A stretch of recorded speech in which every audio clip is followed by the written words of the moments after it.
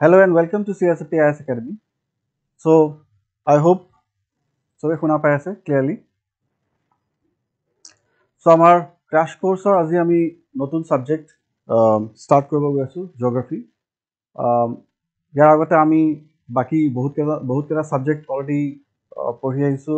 আমাৰ 3 তাৰিখৰ পৰা আমাৰ ক্লাছ চলি আছে. So সবৰে চাগে ভাল লাগিছে ক্লাছ কৰি পেলাই. আমাৰ বাকি সব স্যাৰ মেমে ক্লাছ কৰিছে বেলেগ বেলেগ সাবজেক্টত অপূৰ্ব ছাৰে স্পেশাল ক্লাছ কৰিছে বনস্মিতা মেমে পলিটি ক্লাছ পঢ়াই গৈছে অলপ আগতেও আমাৰ জেপুল ছাৰে পলিটি ক্লাছ পঢ়াইছে সো আই হোপ সবে ভাল পাইছে ক্লাছ কৰি পেলাই কিবা যদি ডাউট থাকে সবে খুদিবা আৰু আমাৰ কমেন্ট সেকশনত তাতে পুট কৰিলে হল উইল ৰিভাৰ্ট বেক এনি ডাউটস এটো এটা নিউ ইনিশিয়েটিভ হয় ফ্ৰম CSFP IS Academy তো আমাৰ ক্ৰাশ কোৰ্সটোত আমি ভালেখিনি ইন্টাৰেস্ট দি আছো যাতে আমাৰ স্টুডেন্টস যাতে ভালকে বুজি পায় সো ইয়াতে আমাৰ আৰু বহুত সাবজেক্ট আছে এতিয়া আৰু লাইনড আপ হৈ আছে ক্লাছ আৰু ভালেখিনি আছে তো স্লো এন্ড স্টেডিলি যাতে সবে ক্লাছ এটেন্ড কৰি পেলাই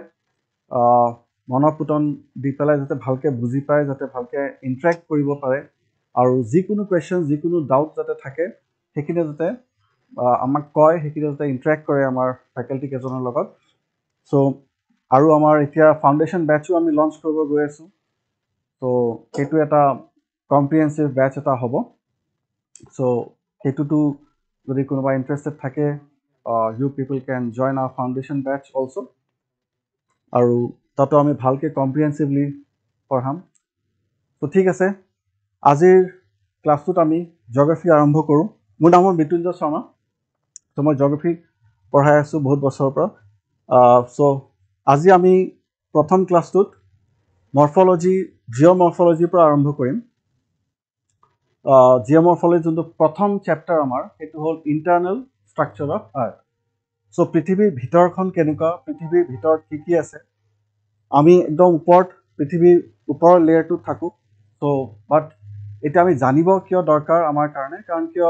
আমি যেনেকে জানো ভূমিকম্প বা আগ্নেয়গিৰি বা বহুত কিছুমান সাৰফেসত যোনটো তাতে আমি যত থাকো তাতে আমাৰ বহুতখিনি কেতিয়াবা খেলিবিলি হয় আমি যোনটো এৰিয়াত আছো অসম এখিনি নৰ্থ ইষ্টৰ এৰিয়া তাতে ভূমিকম্প ভালেখিনি হয় কিহৰ কাৰণে হয় কেনেকে হয় কি প্ৰকাৰত হয় এই গোটেই বস্তুখিনি জানিবৰ কাৰণে আমি অলপমান পৃথিৱীৰ ভিতৰখন চাব লাগিব সো জিওগ্ৰাফিত এজ এ সাবজেক্ট আমি ফিজিক্যাল জিওগ্ৰাফি আৰু ইফালে হিউম্যান জিওগ্ৰাফি আমি সেগ্ৰিগেট কৰো ডিভাইড কৰো ফিজিক্যাল জিওগ্ৰাফি মানে যত আমি পৃথিৱীৰ পাথৰ যদি অলপমান জিওলজিৰ পাৰ্ট হৈ যায় ইন্টাৰনেল স্ট্ৰাকচাৰৰ পৰা আমি জিঅ'মৰ্ফোলজি বুলি কওঁ যোনখিনি আমি সো পৃথিৱীৰ যোনটো মৰ্ফোলজিক্যাল স্ট্ৰাকচাৰ যোনটো আমাৰ ভিতৰৰ স্ট্ৰাকচাৰ সেইটো আমি বুজিব ট্ৰাই কৰো আৰু তাৰ পৰা আমি ওপৰৰ যোনটো সাৰফেস সেইটো কেনেকৈ এফেক্টেড হয় সেইখিনি বুজো তাৰ পিছত ক্লাইমেটলজি আছে যত আমি বায়ুমণ্ডলৰ কথা আমি পঢ়ো ক্লাইমেট কেনেকুৱা বতাহ কেনেকৈ বুলে কেনেকুৱা টাইপৰ বতাহ আছে মনসুন কি এইখিনি গোটেই বস্তু আমি ডিসকাস কৰো তাৰ পিছত ওশনোগ্ৰাফি আমি পানীৰ যিখিনি সাগৰৰ ঢৌ সাগৰৰ যেনেকৈ জোৱাৰ ভাটা আহে টাইড আহে ঢৌ ওয়েভস কি হয় কাৰেন্টস কি হয় এইবিলাক বস্তু আমি কিহৰ কাৰণে আহে আৰু সাগৰে আমাক কেনেকৈ এফেক্ট কৰে এই আসপেক্টখিনি আমি বুজিব ট্ৰাই কৰো তাৰ পিছত আমি এইখিনি বস্তু বুজি পোৱাৰ পিছত আমি হিউম্যান জিওগ্ৰাফি লৈকে আহো কাৰণ কি হিউম্যান জিওগ্ৰাফি যত আমি প্ৰথমৰ পৰা আমি পপুলেশন জিওগ্ৰাফি তাৰ পিছত ডেমোগ্ৰাফি ইন্ডাষ্ট্ৰি ট্ৰান্সপোৰ্ট এইবিলাক সাবজেক্ট আমি পঢ়ো তো যেতিয়ালৈকে আমাৰ ফিজিক্যালখিনি আমাৰ ক্লিয়াৰ নহয় তেতিয়ালৈকে আমি হিউম্যান জিওগ্ৰাফিৰ যোনখিনি এপ্লিকেশন পাৰ্ট সেইখিনি আমাৰ ভালকে ক্লিয়াৰ নহয় ঠিক আছে সো আজিৰ চেপ্টাৰত আমি প্ৰথম ক্লাছটোত আমি জিঅ'মৰ্ফোলজি স্টাৰ্ট কৰি আছো তাতে প্ৰথম চেপ্টাৰ যোনটো হ'ল আমাৰ সেইটো হ'ল ইন্টাৰনেল স্ট্ৰাকচাৰ অফ আৰ্থ তো ইন্টাৰনেল স্ট্ৰাকচাৰত আমি কি পঢ়ো ইয়াতে আমি এটা সেন্টেন্স লিখা আছে internally the earth comprises of certain stratified and segregated layers তাৰ মানে stratified মানে কি layer by layer যোনবিলাক layer থাকে হেতুক stratification বা stratified বুলি কোৱা যায় যেনেকৈ পাথৰ যেনেকৈ layer by layer থাকে হেতুক stratified বুলি কয় segregated মানে বেলেগ so internally the earth comprises certain stratified and segregated layers যেনেকৈ আমি বেলেগ layer আছে ভিতৰলৈকে the topmost layer is known as the crust so সবতকে ওপৰৰ যোনটো layer হেতুক আমি crust বুলি কওঁ below it lies the layer of mantle. So crustor তলত যোনটো layer হেতুক আমি mantle বুলি কওঁ broadly. So mantle আৰু crustor মাজত এটা layer আছে যোনটোক আমি asthenosphere বুলি কোৱা যায়. So asthenosphere টো কোনটো layer হয় যৰ পৰা maximum volcanic eruption হয়. So maximum এটো এটা layer এইখিনি area যোনখিনি এটা আমি ট্ৰানজিশন জোন বুলি কওঁ য'ত ক্ৰাস্ট আৰু মেন্টেলৰ মাজত এটা ট্ৰানজিশন জোন যোনটো প্লাষ্টিক লেয়াৰ প্লাষ্টিক শব্দটো আমি ইউজ কৰোঁ জিওগ্ৰাফিত তাৰ মানে এইটো নহয় যে প্লাষ্টিক যোনটো আমি ইউজ কৰোঁ প্লাষ্টিকৰ বটল হেনেকুৱা প্লাষ্টিক নহয় প্লাষ্টিক ষ্টেট বুলি কওঁ প্লাষ্টিক মানে যোনটো কুইকলি চেঞ্জ হয় য'ত ডিফৰ্ম কৰিব পাৰোঁ হেতুক আমি প্লাষ্টিক ষ্টেট বুলি কওঁ প্লাষ্টিকৰ অপজিটটো হ'ল ইলাষ্টিক ইলাষ্টিক মানে যোনটো সহজে চেঞ্জ নহয় তো লোহা আৰু ৰাবাৰ বেণ্ড যেতিয়া আমি কম্পেয়াৰ কৰোঁ নৰ্মেলি আমি ৰাবাৰ বেণ্ডটোক ইলাষ্টিক বুলি কওঁ বাট আচলতে লোহা বেছি ইলাষ্টিক হয় কিহৰ কাৰণে কাৰণ কিয় it comes back to its original position very quickly after getting deformed so deform হোৱাৰ পিছত লোহাটোৱে নিজৰ অৰিজিনেল পজিশনলৈকে সোনকালে ঘূৰি আহে হেনেকুৱা বস্তুবিলাক আমি ইলাষ্টিক বুলি কওঁ so asthenosphere হেনেকুৱা লেয়াৰ নহয় asthenosphere এটা যেনেকৈ যদি কেঁচা এটা যদি মাৰা যায় হেতু প্লাষ্টিক ষ্টেট বুলি কোৱা যায় আৰু যোনটো টান হৈ যায় যেতিয়া এটাটো হেতু ইলাষ্টিক ষ্টেট বুলি কয়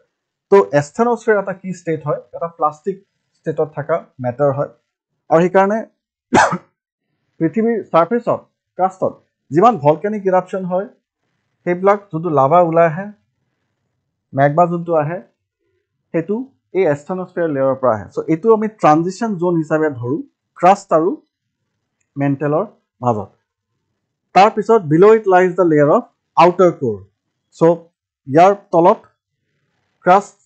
ক্ৰাষ্টৰ তলত মেন্টেল ক্ৰাষ্ট আৰু মেন্টেলৰ তলত মাজত আছে asthenosphere মেন্টেলৰ তলত যোনটো লেয়াৰ হল হেতু হল আমাৰ আউটাৰ কোৰৰ তলত সবতকে ভিতৰ যোনটো লেয়াৰ হেতু কোৱা যায় ইনাৰ কোৰ বুজিছো তো ডেপথ যদি আমি চাও তেতিয়া হলে ক্ৰাষ্টৰ যোনটো ডেপথ এটো about 0 to 100 কিলোমিটাৰছ লৈকে ধৰা যায় বা 5 to 50 বা 5 to 100 কিলোমিটাৰছ লৈকে ধৰো কন্টিনেন্টৰ যিখিনি এৰিয়া কন্টিনেন্টাল ক্ৰাষ্টৰ যিখিনি থিকনেস সেইখিনি অলপ বেছি হয় so 70 to 100 kilometer but it can vary from one place to the other maximum 100 kilometer ke beshi nohoy aru oceanic crust jikhini hoy hekhini hoday patol hoy but bahut daat hoy bahut tan hoy bahut hard hoy because ekhini area pisot ami sam jonto isostatic imbalance boli kowa jay so isostatic balance eta maintain koribo karone ইয়াতে যিখিনি area উখ হয় continental crust হেখিনি অলপ হালকা হয় আৰু হেখিনি যদিও মানে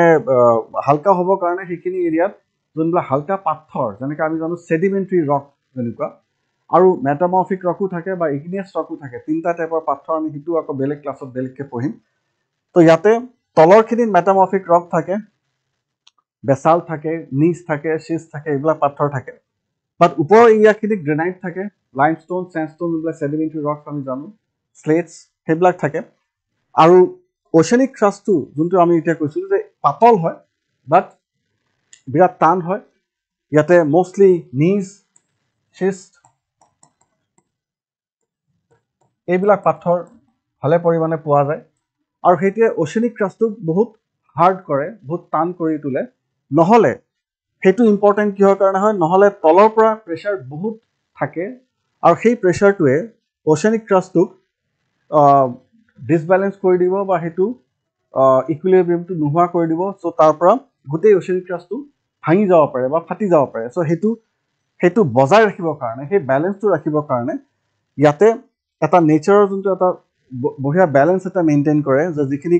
oceanic crust সেইখিনিত পাথৰবিলাক টান আৰু হেতু হঠাৎ টান হৈ যোৱা নাই আন্ডাৰ প্ৰেসাৰ হেতু লাহে লাহে গৈ পেলাই টান হৈ গৈছে এখিনি আৰু ডিটেইলত আমি পিছত কথা পাতিম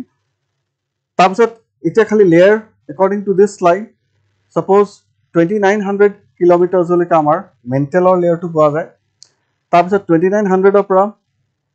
5100 কিলোমিটাৰছ লৈকে ভিতৰ যেটা আমি চাও হেখিনিত আউটাৰ কোৰ আছে তাৰপিছত 5100 পৰা 6378 কিলোমিটাৰলৈকে আমাৰ যোনটো চেণ্টাৰ অফ দ্য আৰ্থ ইয়াতে আহি যায় আৰু হেতুকে আমি 6400 কিলোমিটাৰ ভেগলি আমি লওঁ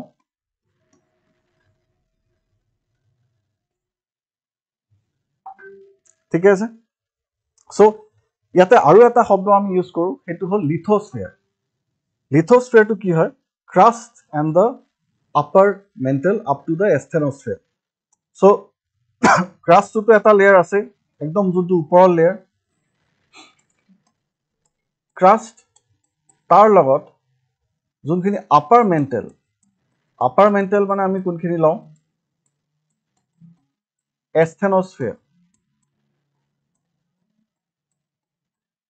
এই দুটা লেয়াৰক মিলি পেলাই আমি এটা শব্দ ইউজ কৰো that is called as lithosphere lith মানে হল পাথৰ স্ফিয়াৰ যোনটো পাথৰৰ যোনটো স্ফিয়াৰ তাৰমানে এইখিনি এৰিয়াৰ পৰা পাথৰৰ স্ফিয়াৰ আৰম্ভ হয় বা যদি তলৰ পৰা আৰম্ভ হয় যদি ওপৰৰ পৰা কওঁ তেতিয়াহ'লে এণ্ড হয় ইয়াৰ তলত পাথৰৰ লেয়াৰ হেনেকে নাই তাৰপিছত আকৌ প্লাষ্টিক ষ্টেটত আহি যায় মেণ্টেলত গোটেই পাথৰবিলাক গলি থাকে সো মিক্স ফৰ্মত যদি আমি কওঁ এইখিনি পাথৰ ক'ৰ পৰা ফৰ্মেশ্যন হোৱা আৰম্ভ হৈছে এই লিথোস্ফিয়াৰৰ পৰা মানে এস্থেনোস্ফিয়াৰ লাহে লাহে ওপৰৰ ফালে আমি পাথৰৰ লেয়াৰ আমি পাওঁ সো সেইকাৰণে লিথোস্ফিয়াৰ বুলি কোৱা যায় নেক্সট এইখন স্লাইডত আমি চাব পাৰো যে এইটো হল যোনটো আউটাৰ ক্ৰাষ্টত যোনটো আমাৰ যোনটো কণ্টিনেণ্টেল ক্ৰাষ্ট আছে যোনটো সবতকে আমি কলো ঠিক হয় বাট লাইট হয় ইয়াতে কেনেকুৱা পাথৰবিলাক পোৱা যায় ওপৰৰ ফালে সেডিমেন্টাৰী ৰক্স বিলাক পোৱা যায় সেডিমেন্টাৰী পাথৰবিলাক পোৱা যায় তাৰ তলত অলপ কম পৰিমাণে ইগনিয়াছ ৰক্স পোৱা যায় যেনেকৈ গ্ৰেনাইটছ বেসাল্ট আৰু অলপমান তলত এটা পাতল লেয়াৰ মেটামৰ্ফিক ৰকৰো পোৱা যায় লাইক এম্ফিবলাইট বাট মেটামৰ্ফিক ৰকৰ পাৰ্চেন্টেজটো ওশেনিক ক্ৰাষ্টত কণ্টিনেণ্টেল ক্ৰাষ্টত ভালে পৰিমাণে কম ওশেনিক ক্ৰাষ্টত যদি আমি কওঁ তেতিয়াহ'লে এইটো পাতল হয় থিন হয় বাট ডেন্স হয় বহুত ভাৰী হয় বুজিছো তো এই গোটেই লেয়াৰটো বা তথাপিতো আমি যদি কওঁ সবতকে পাতল লেয়াৰ কোনটো হয় এই ক্ৰাষ্টটোৱে সবতকে পাতল লেয়াৰ হয় যদি আমি ইয়াৰ পৰা ইয়ালৈকে চাওঁ তেতিয়াহ'লে ইয়াৰ পৰা ইয়ালৈকে 6400 কিলোমিটাৰলৈকে আছে চেণ্টাৰ অফ দ্য আৰ্থলৈকে 60-70 লৈকে প্ৰিসাইজলি আৰু তাতে অকল ওপৰৰ 100 কিলোমিটাৰহে মাত্ৰ ক্ৰাষ্ট বুলি আমি ক'ব পাৰো তাৰ তলত আহি যায় আমাৰ যোনটো লিথোস্ফিয়াৰ মাজৰ লেয়াৰটো the crust আৰু যোনটো এস্থেনোস্ফিয়াৰৰ যোনটো লেয়াৰ তাৰপিছত আহি যায় আপাৰ মেণ্টেল লোৱাৰ মেণ্টেল আউটাৰ কোৰ আৰু ইনাৰ কোৰ যিমানে ভিতৰলৈ যাম সিমানে আমাৰ ডেন্সিটি বাঢ়ি গৈ থাকে ওপৰৰ লেয়াৰটো সবতকে কম ডেন্স ক্ৰাষ্ট কণ্টিনেণ্টেল ক্ৰাষ্ট সবতকে কম ডেন্সিটি about 0.2 পৰা 0.9 লৈকে নিয়াৰ about ডেন্সিটি থাকে বা 1 to 2 ম্যাক্সিমাম লৈকে গ্ৰাম পাৰ সেন্টিমিটাৰ কিউবত আমি মেজাৰ কৰো ডেন্সিটিটো সো যিমানে ভিতৰ যাম সিমানে ডেন্সিটি বাঢ়ি গৈ থাকে মেণ্টেলত নিয়াৰলি about 5 to 7 grams per centimeter cube হৈ যায় আপাৰ মেণ্টেলত তাৰপিছত লোৱাৰ মেণ্টেলত গৈ পেলাই এইটো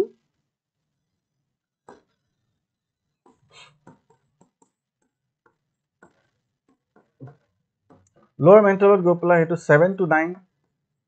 gram per centimeter cube density mane ki density hol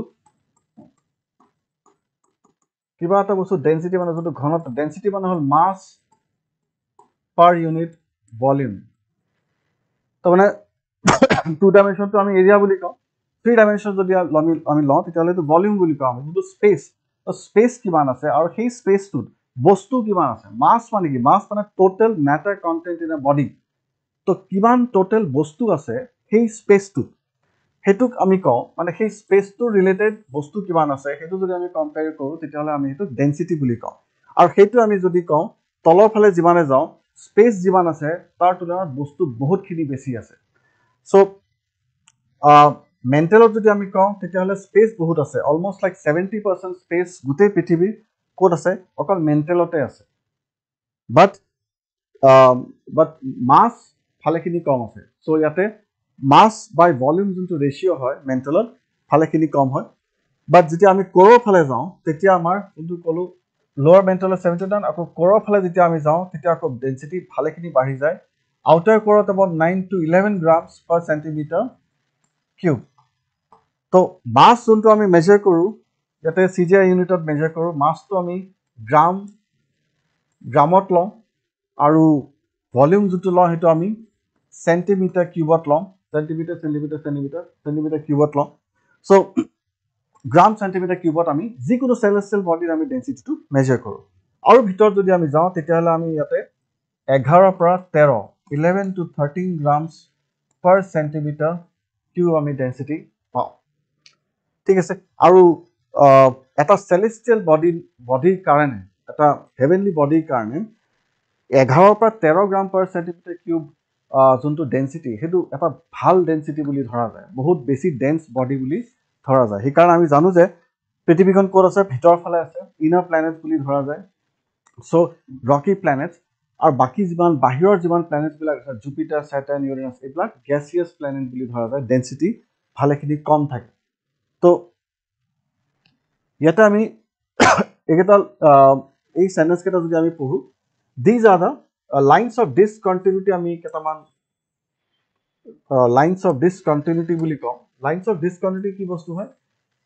যোনকেইডাল ডিফাৰেঞ্চিয়েটিং line, তাৰমানে এটা লেয়াৰৰ পৰা এটা লেয়াৰ যেতিয়া আমি মুভ কৰোঁ তেতিয়া সেই লেয়াৰকেইটাৰ মাজত যোনকেইটা ট্ৰানজিশ্যন জ'ন আমি ক'ব পাৰোঁ, কাৰণ সেনেকৈতো পৃথিৱীত সেনেকৈ লাইন আমি ডিটাৰমাইন কৰিব নোৱাৰোঁ। These are actually zones. For example আমি ইয়াতে লিখিছোঁ, these are the imaginary lines across which the characteristics of one layer in terms of composition, density, temperature etcetera changes. তাৰমানে এইকেইডাল কোনকেইডাল লাইন হয়, সেইকেইডাল লাইন যোনকেইডাল ক্ৰছ কৰাৰ পিছত আমি এটা লেয়াৰৰ পৰা আনটো লেয়াৰলৈকে যাওঁ, য'ত কম্পজিশ্যন, ডেঞ্চিটি, টেম্পাৰেচাৰ এইবিলাক যোনবিলাক ফিজিকেল পেৰামিটাৰ সেইবিলাক চেঞ্জ হৈ যায়, ইভেন প্ৰেছাৰো চেঞ্জ হৈ যায়। চ' বিটুইন দ্য আউটাৰ ক্ৰাষ্ট আৰু ইনাৰ ক্ৰাষ্টৰ মাজত যোনটো ডেঞ্চিটি, যোনটো ডিসকণ্টিনিউটি থাকে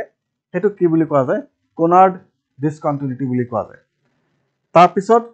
ক্ৰাষ্ট আৰু মেণ্টেলৰ মাজত যোনটো ডিসকণ্টিনিউটি থাকে সেইটো মহৰোভিচিক ডিসকণ্টিনিউটি বুলি কোৱা যায়। ইন শ্বৰ্ট মহৰ ডিসকণ্টিনিউটি বুলিও আমি ক'ব পাৰোঁ। তাৰপিছত আপাৰ আৰু আউটাৰ বা আউটাৰ মেণ্টেল আৰু এইফালে লোৱাৰ বা ইনাৰ মেণ্টেলৰ মাজত যোনটো ডিসকণ্টিনিউটি থাকে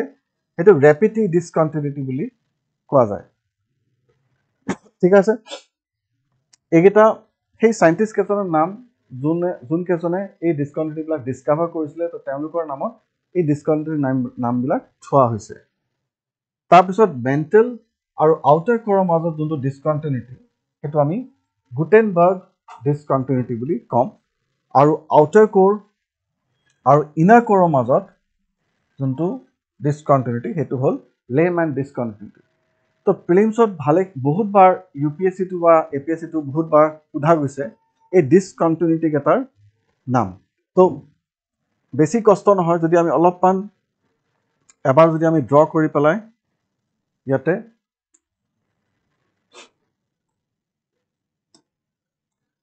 এবাৰ নিজে যদি ড্ৰ কৰি পেলাই আমি এবাৰ থৈ দিওঁ তেতিয়াহ'লে আমাৰ কাৰণে বহুত দিগদাৰী নহয়। যেনেকৈ আমি জানো যে এইটো হ'ল ক্ৰাষ্ট, মেণ্টেল, তাৰপিছত আউটাৰ ক'ৰ আৰু ইনাৰ ক'ৰ।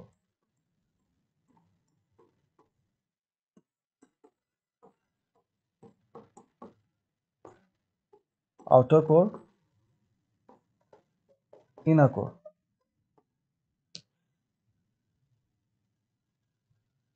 চ' ক্ৰাষ্ট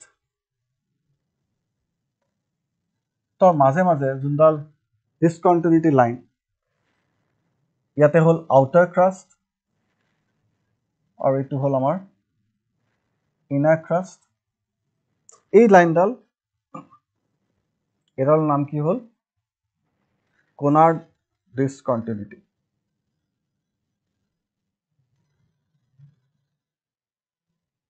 কনাৰ্ক ডিসকণ্টিনিউটি তাৰপিছত এফালে আছে আমাৰ ক্ৰাষ্ট আৰু মেণ্টেলৰ মাজত এইটো হ'ল মোহৰোভিচিক ডিসকণ্টিনিউটি মেণ্টেলৰো আকৌ আমি দুটা পাৰ্টত ডিভাইড কৰিব পাৰোঁ এটা হ'ল আমাৰ আপাৰ মেণ্টেল আৰু এটা হ'ল লোৱাৰ বা ইনাৰ মেণ্টেল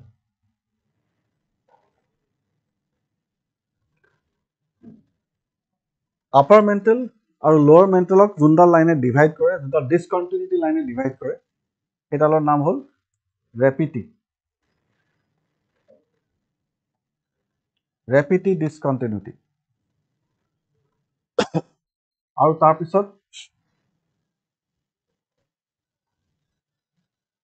লোৱাৰ মেণ্টেল আৰু ইফালে আমাৰ এইটো হ'ল আউটাৰ কোৰ এহে দুটাৰ মাজত যোনটো লাইন অফ ডিসকণ্টিনিউটি আছে সেইটো হ'ল আমাৰ গুটেনবাৰ্গ ডিসকণ্টিনিউটি ঠিকে আছে আকৌ আউটাৰ কোৰ আৰু ইনাৰ কোৰৰ মাজত যোনটো ডিসকণ্টিনিউটি লাইন সেইডালক আমি কওঁ লেহমেন ডিসকণ্টিনিউটি মই দি পেলাই লিখিছোঁ শ্বৰ্ট ফৰ্মত তো যেতিয়া আমি ইণ্টাৰনেল ষ্ট্ৰাকচাৰ পঢ়োঁ আমি ধুনীয়াকৈ এনেকৈ এটা ডায়েগ্ৰাম এটা ড্ৰ কৰি ল'ব পাৰোঁ চিম্প্লিফাইড ভাৰ্জন এটা আমি বনাই ল'ব পাৰোঁ য'ত প্ৰথমতে ক্ৰাষ্ট তাৰপিছত মেণ্টেল তাৰপিছত আউটাৰ কোৰ তাৰপিছত ইনাৰ কোৰ ক্ৰাষ্টকো আমি দুটা ভাগত ডিভাইড কৰিব পাৰোঁ এটা হ'ল আউটাৰ ক্ৰাষ্ট এটা হ'ল ইনাৰ ক্ৰাষ্ট মেণ্টেলক আমি আকৌ দুটা ভাগত আপাৰ মেণ্টেল আৰু ইফালে লোৱাৰ মেণ্টেল আকৌ আউটাৰ কোৰ আৰু তাৰপিছত ইনাৰ কোৰ ডেফথ আমি কিমানমান লওঁ ডেফথ আমি যোনটো ক্ৰাষ্ট সেইটো আমি 100 কিলোমিটাৰ্ছ মানে 0ৰ পৰা আমি 100 কিলোমিটাৰ্ছমান লওঁ কেতিয়াবা 5 to 50 কিলোমিটাৰ লিখিব পাৰোঁ no problem you will get marks for that much of error আৰু তাৰপিছত যোনটো ৰেপিটি ডিসকণ্টিনিউটি সেইটো ডেফথ আমি এবাউট 1000 কিলোমিটাৰ্ছমান লওঁ 1000 কিলোমিটাৰমান লওঁ মানে মাজৰ যোনটো এৰিয়া মেণ্টেলৰ সেইখিনি তাৰপিছত যোনটো লোৱাৰ মেণ্টেলৰ যোনটো এৰিয়া য'ৰ পৰা আউটাৰ কোৰ আৰম্ভ হৈছে সেইখিনি আমি 2900 কিলোমিটাৰ্ছমানত থকা বুলি কওঁ তাৰপিছত আকৌ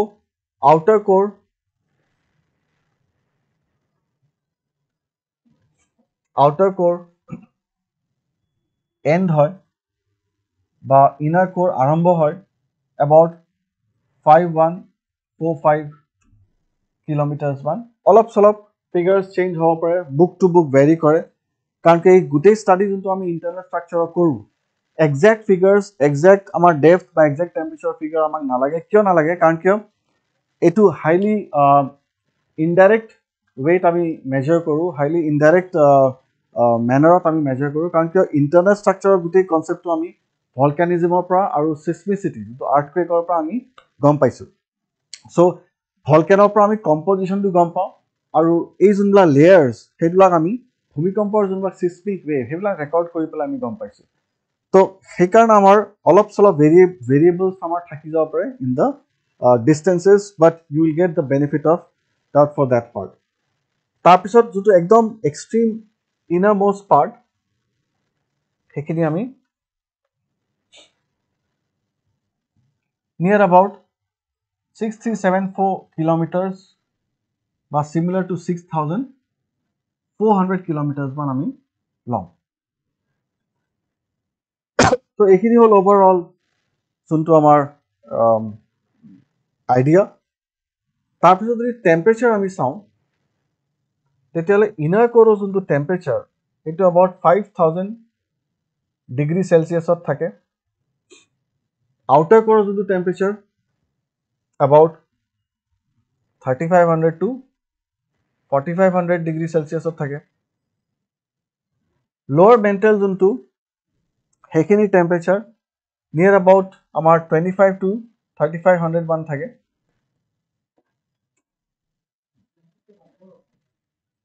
আৰু আপাৰ মেণ্টেলৰ যোনটো টেম্পাৰেচাৰ সেইটো about 1000 to 2500 ডিগ্ৰী সেলসিয়াছত থাকে তো যোনবিলাক লাভা ওলাই আহে যোনবিলাক ভলকেনৰ থ্ৰুদি আগ্নেয়গিৰিত আমাৰ লাভাবিলাক যে ওলাই আহে যেতিয়াকে ভিতৰ থাকে তেতিয়া ম্যাগমা বুলি কওঁ আৰু যেতিয়া হেতু ওপৰত ওলাই আহে হেতুক লাভা বুলি কওঁ হেতুৰ ডিফাৰেন্স তো ম্যাগমা বা লাভাৰ যোনটো টেম্পাৰেচাৰ হেতু 1500 পৰা 2000 ডিগ্ৰী লৈকে থাকিব পাৰে সো বেলেগ বেলেগ ভলকেনত বেলেগ বেলেগ ক্যাৰেক্টাৰিষ্টিকত যেতিয়া আমি ভলকেনো পঢ়িম তেতিয়া আমি ডিসকাস কৰিম তো বেলেগ বেলেগ হেৰিত বেলেগ বেলেগ টেম্পাৰেচাৰ থাকিব পাৰে যেতিয়া আমি ওপৰত যাওঁ ক্ৰাষ্টত তেতিয়া প্ৰত্যেক 100 কিলোমিটাৰ মান যেতিয়া আমি ওপৰত যাওঁ 100 কিলোমিটাৰ যেতিয়া তলত যাওঁ তেতিয়া হলে আমাৰ 100 মানে অলমোস্ট লাইক 100 কিলোমিটাৰ নহয় অলমোস্ট 100 মিটাৰ মান যেতিয়া আমি তলত যাওঁ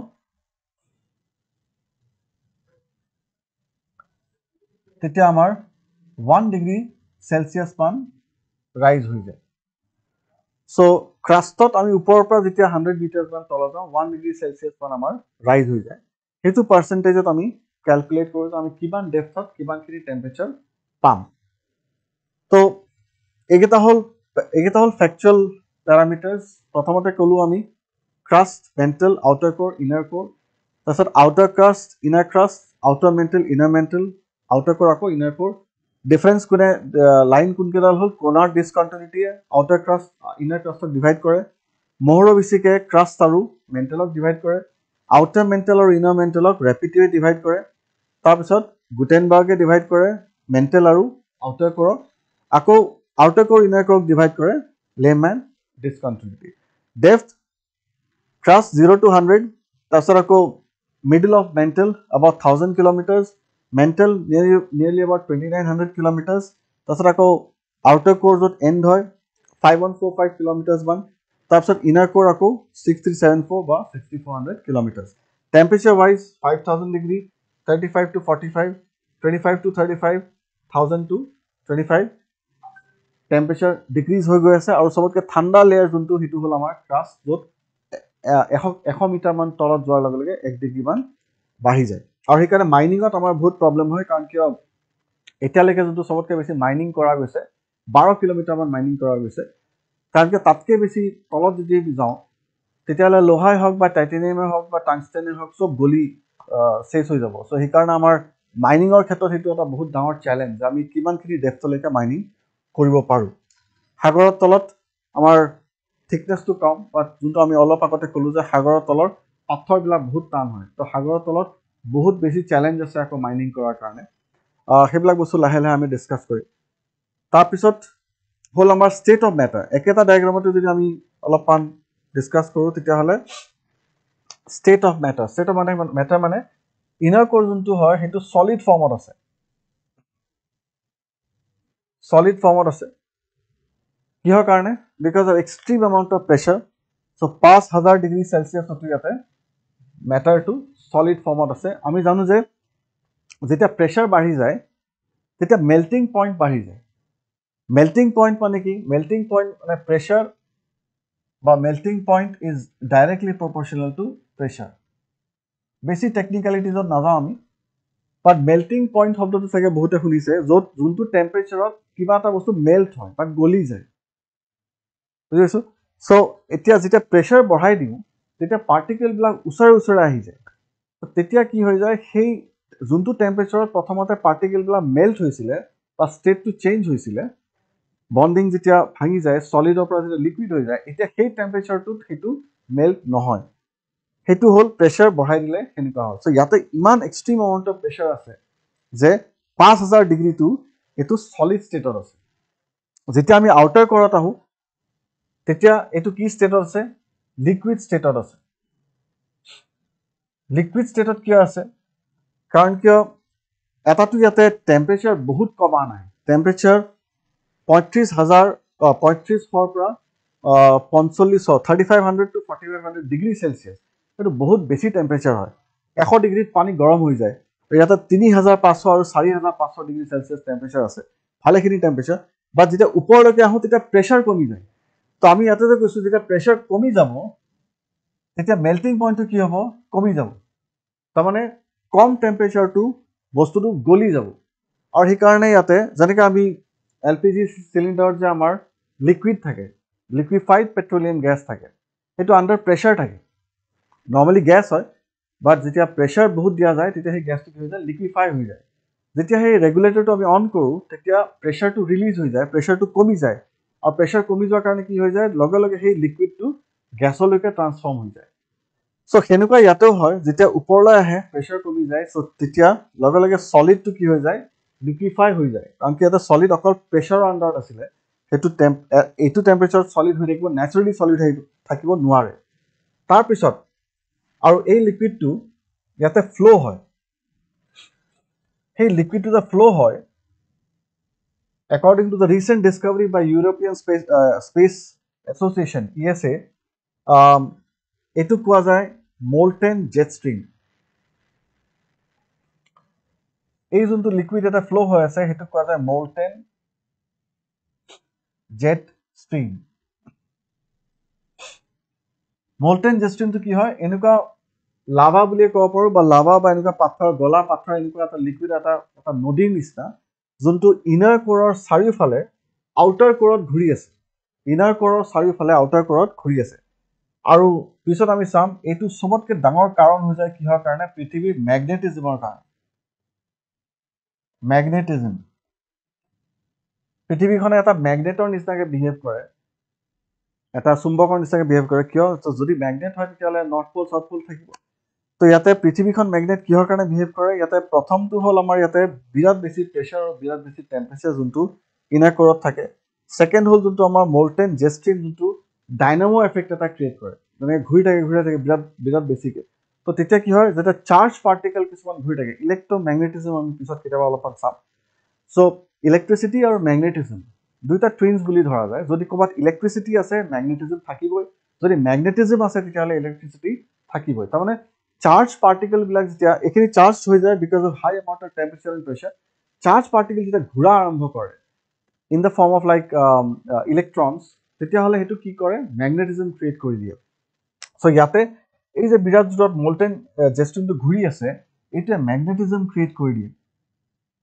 তো পৃথিৱী এটা ম্যাগনেটৰ নিচিনাকৈ বিহেভ কৰা আৰম্ভ কৰি দিয়ে এটা ওপৰত যদি আমি আহো আমি ক'লো যে এই গোটেই যোনটো mental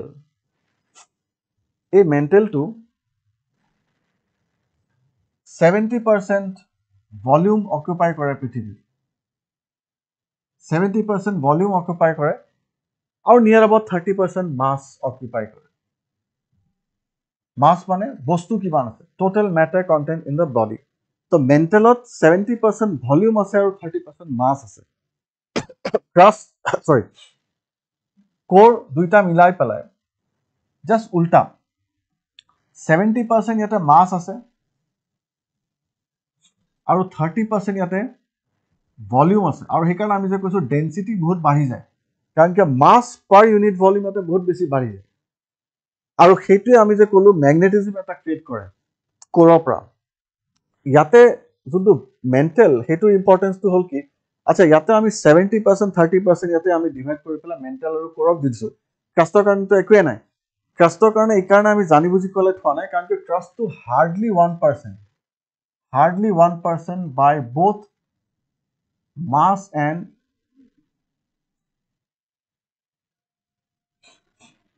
both mass and volume দুইটা মিলাই পেলাই মাছ আৰু ভলিউম দুইটা মিলাই পেলাই ক্ৰাষ্টটো কিমান হয় খালি 1% মান হয় যেনেকৈ আমি জানো যে গোটেই সোলাৰ সিস্টেম মিলি পেলাই মানে গোটেই প্লেনেটছ বিলাক মাৰ্কুৰী ভিনাছ আৰ্থ মাৰ্চ জুপিটাৰ সॅটাৰ্ন ইউৰেনাছ সব প্লেনেট গোটেই কমেট গোটেই এষ্ট্ৰইডছ বেল্ট মিটেৰাইট সব মিলি পেলাই 1% হয় সোলাৰ সিস্টেমৰ সূৰ্যৰ হেৰি তো বাকি গোটেই 99% ক'ত আছে সূৰ্যতে আছে হেনেকে পেলাই ক্ৰাষ্টটো অকল 1% হয় বা মাছ এণ্ড ভলিউম সো এতিয়া আমি যদি মেণ্টেলত যদি আমি চাওঁ যিহেতুকে ইয়াতে 70% ভলিউম আছে 30% মাছ আছে তাতে জাগা বেছি বস্তু কম সেইকাৰণে ইয়াতে বস্তুখিনি ঘূৰিব ধৰে মুভ কৰিব ধৰে তো ইয়াতে বস্তু কি কৰে মুভ কৰিব ধৰে সেইটোক আমি কনভেকশ্যন বুলি কওঁ সো মেণ্টেলৰ এটা ডাঙৰ ক্যাৰেক্টাৰিষ্টিক কি মেণ্টেলত কি হৈ আছে কনভেকশ্যন হৈ আছে কনভেকশ্যন মানে হল যেতিয়া যিকোনো বস্তু পানী যেনে গৰম হৈ পেলাই ওপৰলৈ গ'ল ওপৰ বা বতাহো যেনে গৰম হৈ পেলাই ওপৰলৈ গ'ল ওপৰলৈ গৈ পেলাই আকৌ স্প্ৰেড হৈ আকৌ ঠাণ্ডা হৈ পেলাই তলত আকৌ আহি পেলাই গৰম হ'ব আকৌ ওপৰত যাব সেই যোনটো সাৰ্কুলেশ্যন সেইটোক আমি কনভেকশ্যন বুলি কওঁ তো মেণ্টেলত বহুত ডাঙৰ কনভেকশ্যন চলি আছে আৰু এই কনভেকশ্যনটো আৰু এটা কাৰণ যিহৰ কাৰণে পৃথিৱীত কি হৈ আছে মেগনেটিজম হৈ আছে বুজিছো এই গোটেই বস্তুখিনি ইয়াতেও লিখা আছে মই জাস্ট থুলমুলকে এটা ডায়াগ্ৰামত জাস্ট বুজাই আছো তো এতিয়া এই মেণ্টেলটো কি হৈ আছে হেনেকে পেলা কনভেকশ্যনৰ কাৰণে ইয়াতে মেগনেটিজম ক্ৰিয়েট হৈ গৈছে প্লাস এই যে কনভেকশ্যনটো হৈ আছে মেণ্টেলত সেইটোৰ কাৰণে সবতকে ডাঙৰ প্ৰবলেম কি হৈছে এই ক্ৰাষ্টত ডিস্টাৰবেন্স ক্ৰিয়েট হৈছে ক্ৰাষ্টত ডিস্টাৰবেন্স ক্ৰিয়েট হৈ আছে আৰু সেই ডিস্টাৰবেন্সটোৰ কাৰণে ক্ৰাষ্টটো ছিঙি গৈছে কবাত যেনেকে ইয়াতে যদি আমি চাওঁ এখিনিত দুটা এৰিয়া এটা এফালে গৈ আছে এটা এফালে গৈ আছে এখিনি এৰিয়া টেনশন হ'ব আৰু এখিনিত ক্ৰাষ্টটো ছিঙি যাব ইয়াতো হেনেকুৱা হৈ আছে এখিনি পোৰশন এফালে গৈ আছে এখিনি পোৰশন এফালে গৈ আছে মানে ডাইভাৰজন হৈ আছে এখিনতে কনভেকশ্যনৰ সো ইয়াতে টেনশন এটা ক্ৰিয়েট হৈ আছে upon the crust so এখিনি পৰা ছিঙি যাব ইয়াতে একো কম্প্ৰেছন হৈ আছে এটো বেন্ড এফালে আহি আছে এটো বেন্ড এফালে গৈ আছে সো ইয়াতে কম্প্ৰেছন হৈ আছে আৰু যেতিয়া কম্প্ৰেছন হ'ব তেতিয়া এখিনি দিয়া কি হৈ যাব বেন্ড হৈ যাব এনেকে পালে হেতুক আমি মাউন্টেন বিল্ডিং বুলি কওঁ সো এখিনি বস্তু আমি লাহে লাহে নেক্সট হেৰিত পঢ়িম এটা আমি আগবাঢ়ো সো লাইন্স অফ ডিসকন্টিনিউটি আমি পঢ়িলো এটো ডায়াগ্ৰামত অলপমান লাইন্স অফ ডিসকন্টিনিউটি আমি বুজাবৰ কাৰণে ট্ৰাই কৰিছো যেনেকে এটো হল ক্ৰাষ্ট তো এটো অলপমান পিকচাৰটো ভেগ আহিছে বাট জিয়া নহক অলৰেডি আমি ইয়াতে ডিসকাস কৰিছোৱে সো ইয়াতে হল ক্ৰাষ্ট তাৰপিছত হল আমাৰ আপাৰ মেণ্টেল সো ক্ৰাষ্ট আৰু ক্ৰাষ্টৰ মাজত so I think Conrad discontinuity between the upper and the lower crust আমি অলৰেডি এটো ডিসকাস কৰি আহিছো বাৰু নো প্ৰবলেম তো ইয়াতে এখন স্লাইড আমি স্কিপ কৰি দিব পাৰো কাৰণ কিয় এটা আমাৰ কোনাৰ ডিসকন্টিনিউটি আপাৰ আৰু লোৱাৰ ক্ৰাষ্ট তাছে ক্ৰাষ্ট আৰু মেণ্টেলৰ মাজত আমাৰ মহৰো বিচিক আছে এটো ইয়াতে দেখুৱা গৈ আছে তাছত আপাৰ মেণ্টেল আৰু লোৱাৰ মেণ্টেলৰ মাজত আছে আমাৰ এটো ৰেপিটি যোনটো আমি এই মাত্ৰ পঢ়ি আহিছো তাৰ পিছত আকৌ ইনাৰ বা লোৱাৰ মেণ্টেল আৰু ইফালে আমাৰ আউটাৰ কোৰৰ মাজত আছে গুটেনবাৰ্গ আৰু আকৌ আউটাৰ কোৰ আৰু ইনাৰ কোৰৰ মাজত আছে আমাৰ লেম এণ্ড ডিসকন্টিনিউটি সো এই গুটেই কেটা আমি ডিসকন্টিনিউটি অলপ আগতে চাইছো আচ্ছা ইয়াতে কেটামান সেন্টেন্স ফ্যাকচুয়াল কিছুমান দিয়া আছে we can go through the density and temperature of the earth increases as we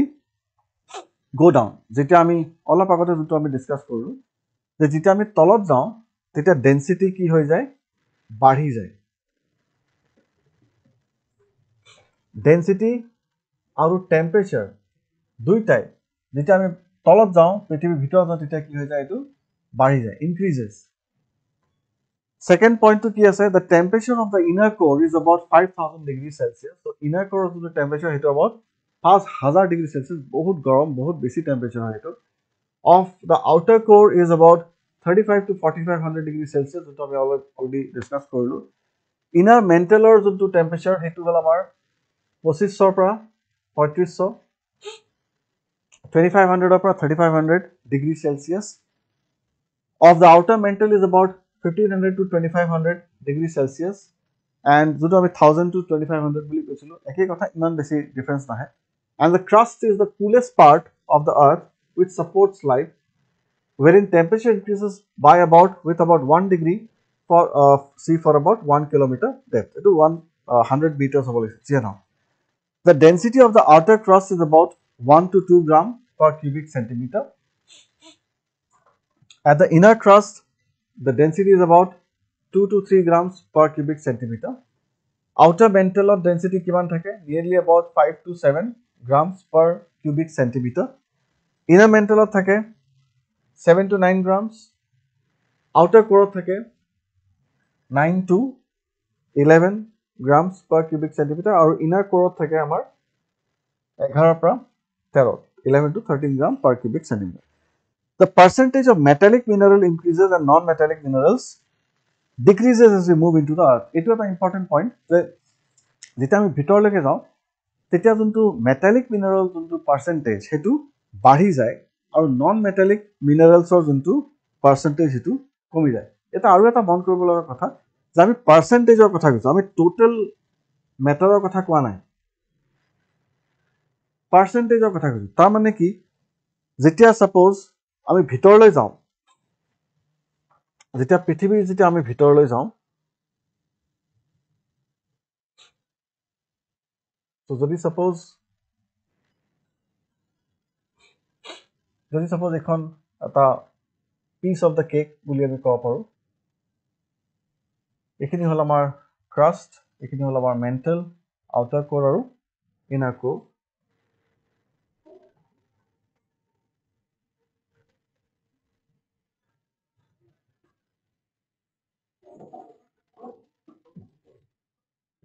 তো যিমানে আমি তললৈকে যাম সিমানে পাৰ্চেন্টেজ অফ মেটালিক মিনাৰেলছ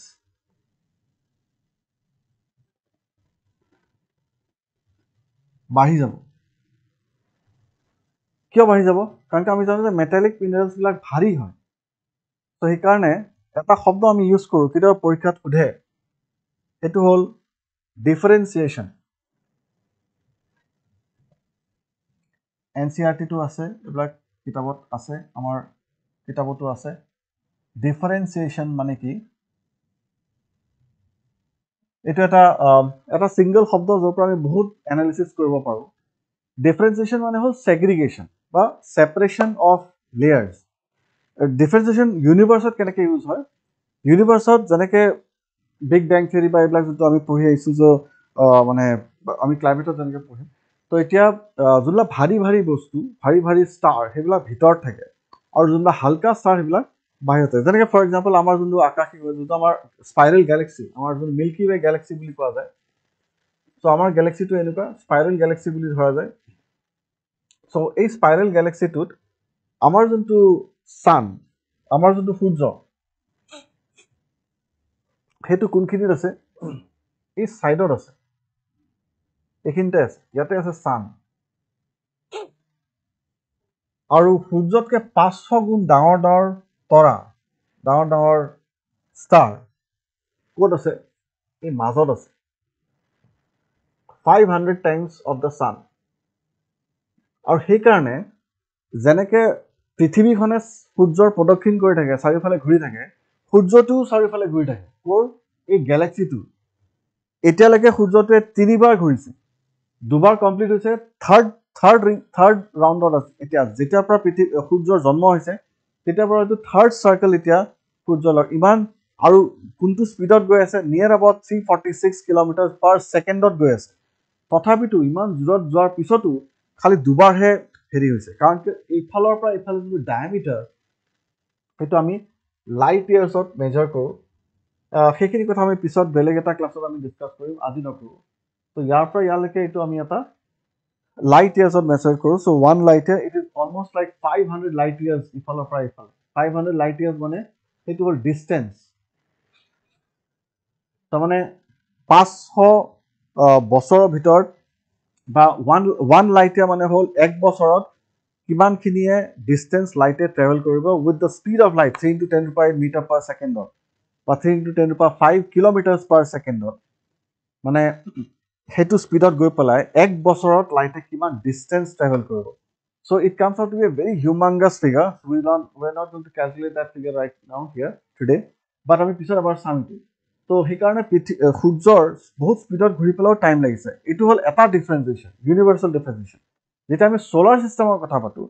তেতিয়া আমি ডিফাৰেঞ্চিয়েশ্যন শব্দটো ইউজ কৰোঁ। কেনেকৈ ইউজ কৰোঁ যে আমি জানো যে যদি সূৰ্যটো মাজত আছে তেতিয়াহ'লে বাকী যোনবিলাক 9টা প্লেনেট বা 8টা প্লেনেট যোনটো চাৰিওফালে ঘূৰি আছে মাৰ্কুৰী ভিনাছ আৰ্থ March Jupiter Saturn Uranus Neptune এনেকৈ পেলাই ঘূৰি আছে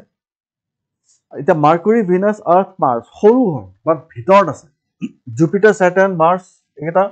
জুপিটাৰ ছেটাৰ্ণ ইউৰেনাছ নেপচুন এইকেইটা বাহিৰত আছে কিহৰ কাৰণে বাহিৰত আছে ইমান ডাঙৰ হোৱা স্বত্বেও কাৰণ they are called as gas giants এইবিলাক গেছিয়াছ হয় তো মাৰ্কুৰী ভিনাছ আৰ্থ মাৰ্চ এইকেইটা ৰকি প্লেনেট বুলি কোৱা যায় এইকেইটা স্মল হয় বা ডেন্স হয় আৰু জুপিটাৰ ছেটাৰ্ণ ইউৰেনাছ নেপচুন মই কেজুৱেলি ড্ৰ কৰিছোঁ পিছত এবাৰ ভালকৈ আমি যেতিয়া এইটো চেপ্টাৰত যাম তেতিয়া আমি ড্ৰ কৰিম খালি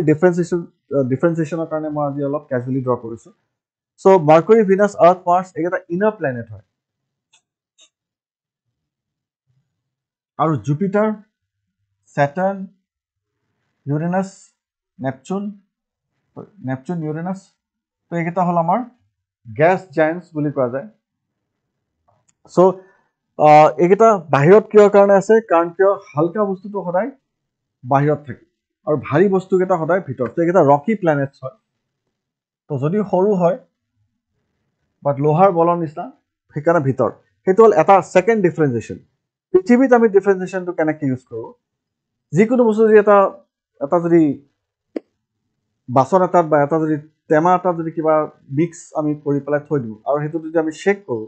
তেতিয়াহ'লে কি হ'ব ভাৰী বস্তুখিনি সদায় তলত যাব আৰু হালকাখিনি ওপৰত আহি যাব সেনেকৈ পেলাই যেতিয়া পৃথিৱীখন ঘূৰি আছিল প্ৰথম দিনাৰ পৰাই বিৰাট জোৰত এতিয়াও অলমষ্ট 1500 কিলোমিটাৰ পাৰ আৱাৰত ঘূৰি আছে চ' যোনবিলাক ভাৰী মেটালিক মিনাৰেল সেইখিনি ক'ত গুচি গ'ল তলত গুচি গ'ল আৰু ওপৰত যেতিয়া আমি আহোঁ আমি মেক্সিমাম কি পাওঁ নন মেটালিক মিনাৰেলছবিলাক বেছিকৈ পাওঁ ফাইন চ' যিমানে ওপৰত আহিম সিমানে percentage of non metallic minerals but আমি আকৌ সেইটোৱে ডিছকাছ কৰি আছিলোঁ যে পাৰ্চেণ্টেজৰ কথা কৈছোঁ আমি টোটেল এমাউণ্টৰ কথা কোৱা নাই কিহৰ কাৰণে কাৰণ কিয় অলৰেডি আমি কৈছোঁ কোৰ দুইটা মিলাই পেলাই 70% মাছ ক'ত আছে 70% মাছ অকল কোৰত আছে এই দুটা মিলাই পেলাই 70% মাছ ইয়াতে আছে তো সেইকাৰণে যদি ইয়াতে আমি নন মেটেলৰো যদি আমি পাৰ্চেণ্টেজটো লওঁ নন মেটেলৰো যদি আমি কম্পজিশ্যন লওঁ ইয়াতে নন মেটেলো ভালেখিনি আছে ফাইন আৰু যেতিয়া ওপৰত যাওঁ তেতিয়া মেটেল আছে বাট বহুত কম আছে নন মেটেল অলপ বেছিকৈ আছে বাট টোটেল যদি এমাউণ্টৰ কথা কওঁ আমি এবছলিউট টাৰ্মছত তো ভিতৰত মেটেলো আছে আৰু নন মেটেলো আছে বাহিৰত মেটেলো কম আছে আৰু নন মেটেলো বহুত কম মানে যদি বাহিৰৰ তুলনাত যদি আমি কম্পেয়াৰ কৰোঁ তেতিয়াহ'লে আমাৰ নন মেটেলো ভিতৰত বহুত বেছি আছে আমি এইটো কেতিয়াবা যদি আমি কিবা কিছুমান এনেকুৱা যেনেকৈ for example some body builders who are going to gyms so' তেওঁলোকে মষ্টলি নন ভেজ খাব বাট ভেজো খাব চ' গোটেই ডায়েটটোৱে তেওঁলোকৰ বেছি হয় but those people who are not going to gym who are not a gymaholic kind of a person so' তেওঁলোকৰ ডায়েটটোৱে কম হ'ব তো যদি ভেজে হওক বা নন ভেজে হওক চ' সেনেকৈ পেলাই ট্ৰাষ্টত পাৰ্চেণ্টেজটোৱে নহয় টোটেল মেটাৰ কণ্টেণ্ট বহুত কম থাকে লেছ সেইটো আমি কিহৰ কাৰণে কৈ আছোঁ কাৰণ কিয় এই যে কনভেকশ্যনটো চলি থাকে মেণ্টেলত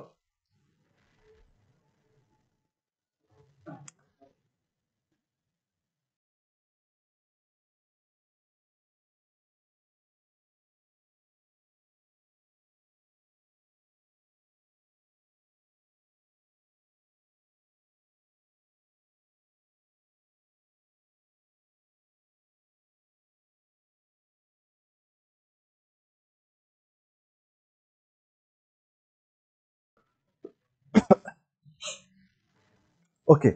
তো কোনোবাই এতিয়া সুধিছিলে the centripetal force work in the solar system আমি ছ'লাৰ ছিষ্টেম আজি পঢ়া নাই মই ডিটেইলত কৈছোঁ সেইকাৰণে মই আজি জাষ্ট ডিফাৰেঞ্চিয়েশ্যনটো অলপমান ডিছকাছ কৰিলোঁ আমি আহিম চেণ্ট্ৰিফিউগেল ফ'ৰ্চ যোনবিলাক প্ৰাইমেৰী ফ'ৰ্চ আছে আমাৰ নিউক্লিয়াৰ ফ'ৰ্চ আছে মেজৰ 4টা প্ৰাইমেৰী ফ'ৰ্চ বুলি ধৰোঁ আমাৰ নিউক্লিয়াৰ ফ'ৰ্চ আছে ইলেক্ট্ৰমেগনেটিক ফ'ৰ্চ আছে তাৰপিছত আমাৰ যোনবিলাক গ্ৰেভিটি ফ'ৰ্চ অফ গ্ৰেভিটি আছে তাৰপিছত চেণ্ট্ৰিপিটেল আৰু চেণ্ট্ৰিফিউগেল ফ'ৰ্চ আছে এতিয়া চেণ্ট্ৰিপিটেল চেণ্ট্ৰিফিউগেল ফ'ৰ্চ অকল ছ'লাৰ ছিষ্টেম বুলি নহয় ইটছ এ ইউনিভাৰ্চেল ফ'ৰ্চ আৰু সেইটো কাৰণে ইটোৱে সিটোক এট্ৰেক্ট কৰি থাকে, এটা বডি ইটো বডিৰ সাৰাউণ্ডিঙত গৈ থাকে, কাৰ কিমান চেণ্ট্ৰিপিটেল ফ'ৰ্চ বেছি হয়, কাৰ চেণ্ট্ৰিফিউগেল ফ'ৰ্চ বেছি হয়। চ' পৃথিৱীয়ে সূৰ্যৰ পৰা বাহিৰত যাব ট্ৰাই কৰি আছে, সূৰ্যই আকৌ পৃথিৱীক যাব দিয়া নাই। সেনেকে মুনে আকৌ পৃথিৱীক বাহিৰত যাব ট্ৰাই কৰি আছে, পৃথিৱীয়ে আকৌ মুনক যাব দিয়া নাই। সেনেকে পেলাই প্ৰত্যেকটা দুটা বডিয়ে ইটোৰ লগত কানেক্টেড হৈ আছে with not only gravity but the centripetal and centrifugal force. আৰু এইটোৰ কাৰণে কি হৈ যায় আমি পিছত চাম এইটো। Good that you have asked this question, but I will let you know in the next class as these are lined up. So centripetal আৰু centrifugal forceৰ কাৰণে কি হয়, দুটা মুভমেণ্ট জেনেৰেট হয়। এটা মুভমেণ্ট হ'ল ৰিভলিউশ্যন আৰু এটা মুভমেণ্ট হ'ল ৰোটেশ্যন। চ' ৰোটেট কিয় কৰে প্ৰত্যেকটা চেলেষ্টিয়েল বডিয়ে, হেভেনলি বডিয়ে ইটো ৰোটেট কিয় কৰে? মুনে ৰোটেট কৰে, ছানেও ৰোটেট কৰে, আৰ্থে, জুপিটাৰে, ছেটাৰ্ণে চবেই ৰোটেট কৰে এলং ইটছ এক্সিছ, আৰু ইফালে ৰিভল্ভো কৰে around its central position. তো সেই বস্তুটো আমি পিছত আকৌ ভালকৈ আমি চাম। আজি যোনটো আমি ইণ্টাৰনেল ষ্ট্ৰাকচাৰ পঢ়ি আছোঁ সেইটোৰ মতেদি coming back to the topic, আমাৰ 70% মাছ, আৰু কোনোবাই সুধিছিলে কেনেকৈ মনত ৰাখিম। চ' এবাৰ দুবাৰ মই যে ড্ৰ কৰিলোঁ এতিয়া ডায়েগ্ৰাম, চ' এবাৰ দুবাৰ যদি আমি ড্ৰ কৰি পেলাই আমি সেনেকৈ পেলাই প্ৰেক্টিচ কৰোঁ, দেন আমাৰ বেছি ডিফিকাল্ট নহয়। চি দিছ এক্সাম, এটা বস্তু মই কোৱা নহ'ল, বাট আই থিংক আমাৰ বাকী ছাৰ মেডামহঁতেও আমাৰ এইবিলাক তোমালোকে কৈয়ে থাকে, সেইকাৰণে মই বহুত কোৱা নাই আজি কথা, মই ডাইৰেক্টলি ক্লাছ ষ্টাৰ্ট কৰিছোঁ যে এইটো পৰীক্ষাত টেলেণ্টৰ ইমান বেছি দৰকাৰ নাই। আৰু টেলেণ্ট আচলতে ক'ব গ'লে চিভিল ছাৰ্ভিচৰ ডিকশ্যনেৰীত টেলেণ্ট শব্দটো দৰকাৰ নাই। ইয়াতে কি লাগে, মেহনত লাগে, ইয়াতে ডেডিকেশ্যন লাগে। যদি কোনোবাই প্ৰেক্টিচ কৰি আছে তেতিয়াহ'লে যোনটো আমি কওঁ practice makes a man perfect. So' practice যদি কৰি আছে তেতিয়াহ'লে প্ৰেক্টিচ কৰোঁতে কৰোঁতে অবভিয়াছলি সেই ল'ৰাজনে বা সেই ছোৱালীজনীয়ে চিলেক্ট হ'বই, ন' ডাউট এবাউট ইট। বাট যদি কোনোবাই ভাবি আছে যে মই বহুত টেলেণ্টেড হয় আৰু সেইকাৰণে মই অলপমান পঢ়িলে হৈ যাব, দেন দেট ইজ এ মিছনমাৰ, সেইটো এটা ভুল ধাৰণা।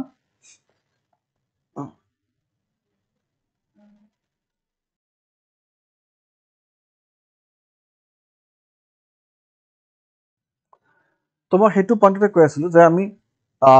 কেনেকৈ মনত ৰাখিম। চ' মনত ৰাখিবৰ কাৰণে আমাৰ এটা ছিকুৱেঞ্চ আমি যেতিয়া ইয়াতে আৰম্ভ কৰিছোঁ, এটাকৈ লাহে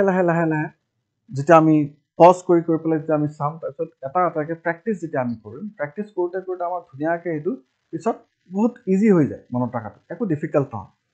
চ' মই যোনটো কৈ আছিলোঁ যে আমাৰ ইয়াতে টেলেণ্ট, সেইটো যে মোৰ বহুত কষ্ট হ'ব বা মোৰ বহুত মাথা লগাব লাগিব, তেনেকুৱা একো নাই। প্ৰেক্টিচ কৰিলে হ'ল, এবাৰ বুজি পোৱা নাই বা এবাৰ মনত থকা নাই, আকৌ এবাৰ পঢ়িলে হ'ল, দুবাৰ বা তিনিবাৰ পঢ়িলে হ'ল, and that's how you can remember the things. You can memorize কৰিব বহুত বেছি দৰকাৰ নাই, কাৰণ এবাৰ যদি পঢ়িও আমি তেতিয়া এইটো আমাৰ যোনটো বেক অফ দ্য মাইণ্ড থাকি যায়, আমাৰ ব্ৰেইনত থাকি যায়। আমি ভাবোঁ যে আমি বুজি পোৱা নাই বা আমাৰ সেইটো পাহৰি যাম, বাট নাপাহৰোঁ, আমাৰ সেইটো থাকি যায়। বাট আমি এটাকৈ লেয়াৰ বাই লেয়াৰ, যোনটো এই ষ্ট্ৰেটিফাইড বুলি কৈছিলোঁ, সেনেকৈ আমি এড অন কৰি থাকিলে হ'ল। বেছি নাৰ্ভাছ হ'ব নালাগে। প্ৰথম হেৰিত আমি কিবা এটা যদি নাজানো, অবভিয়াছলি চবেই নাৰ্ভাছ ফিল কৰে, বাট লাহে তো মই যদি ক'লোঁ চবতকৈ ইম্পৰ্টেণ্ট শব্দটো হ'ল আমাৰ কাৰণে চিভিল ছাৰ্ভিচৰ কাৰণে সেইটো হ'ল practice and practice, that's it. আৰু বেছি একো দৰকাৰ নাই। তো এতিয়া আমি কি কৈ আছিলোঁ যে তলত পাৰ্চেণ্টেজ অফ মেটালিক মিনাৰেল বেছি বুলি কৈছোঁ, বাট তাৰ মানে এইটো নহয় যে ইয়াতে নন মেটালিক মিনাৰেল নাই। উল্টা ইয়াতে নন মেটালিক মিনাৰেলো ক্ৰাষ্টতকৈ বেছিয়ে আছে, বুজি পাইছেনে? Now coming to the next slide.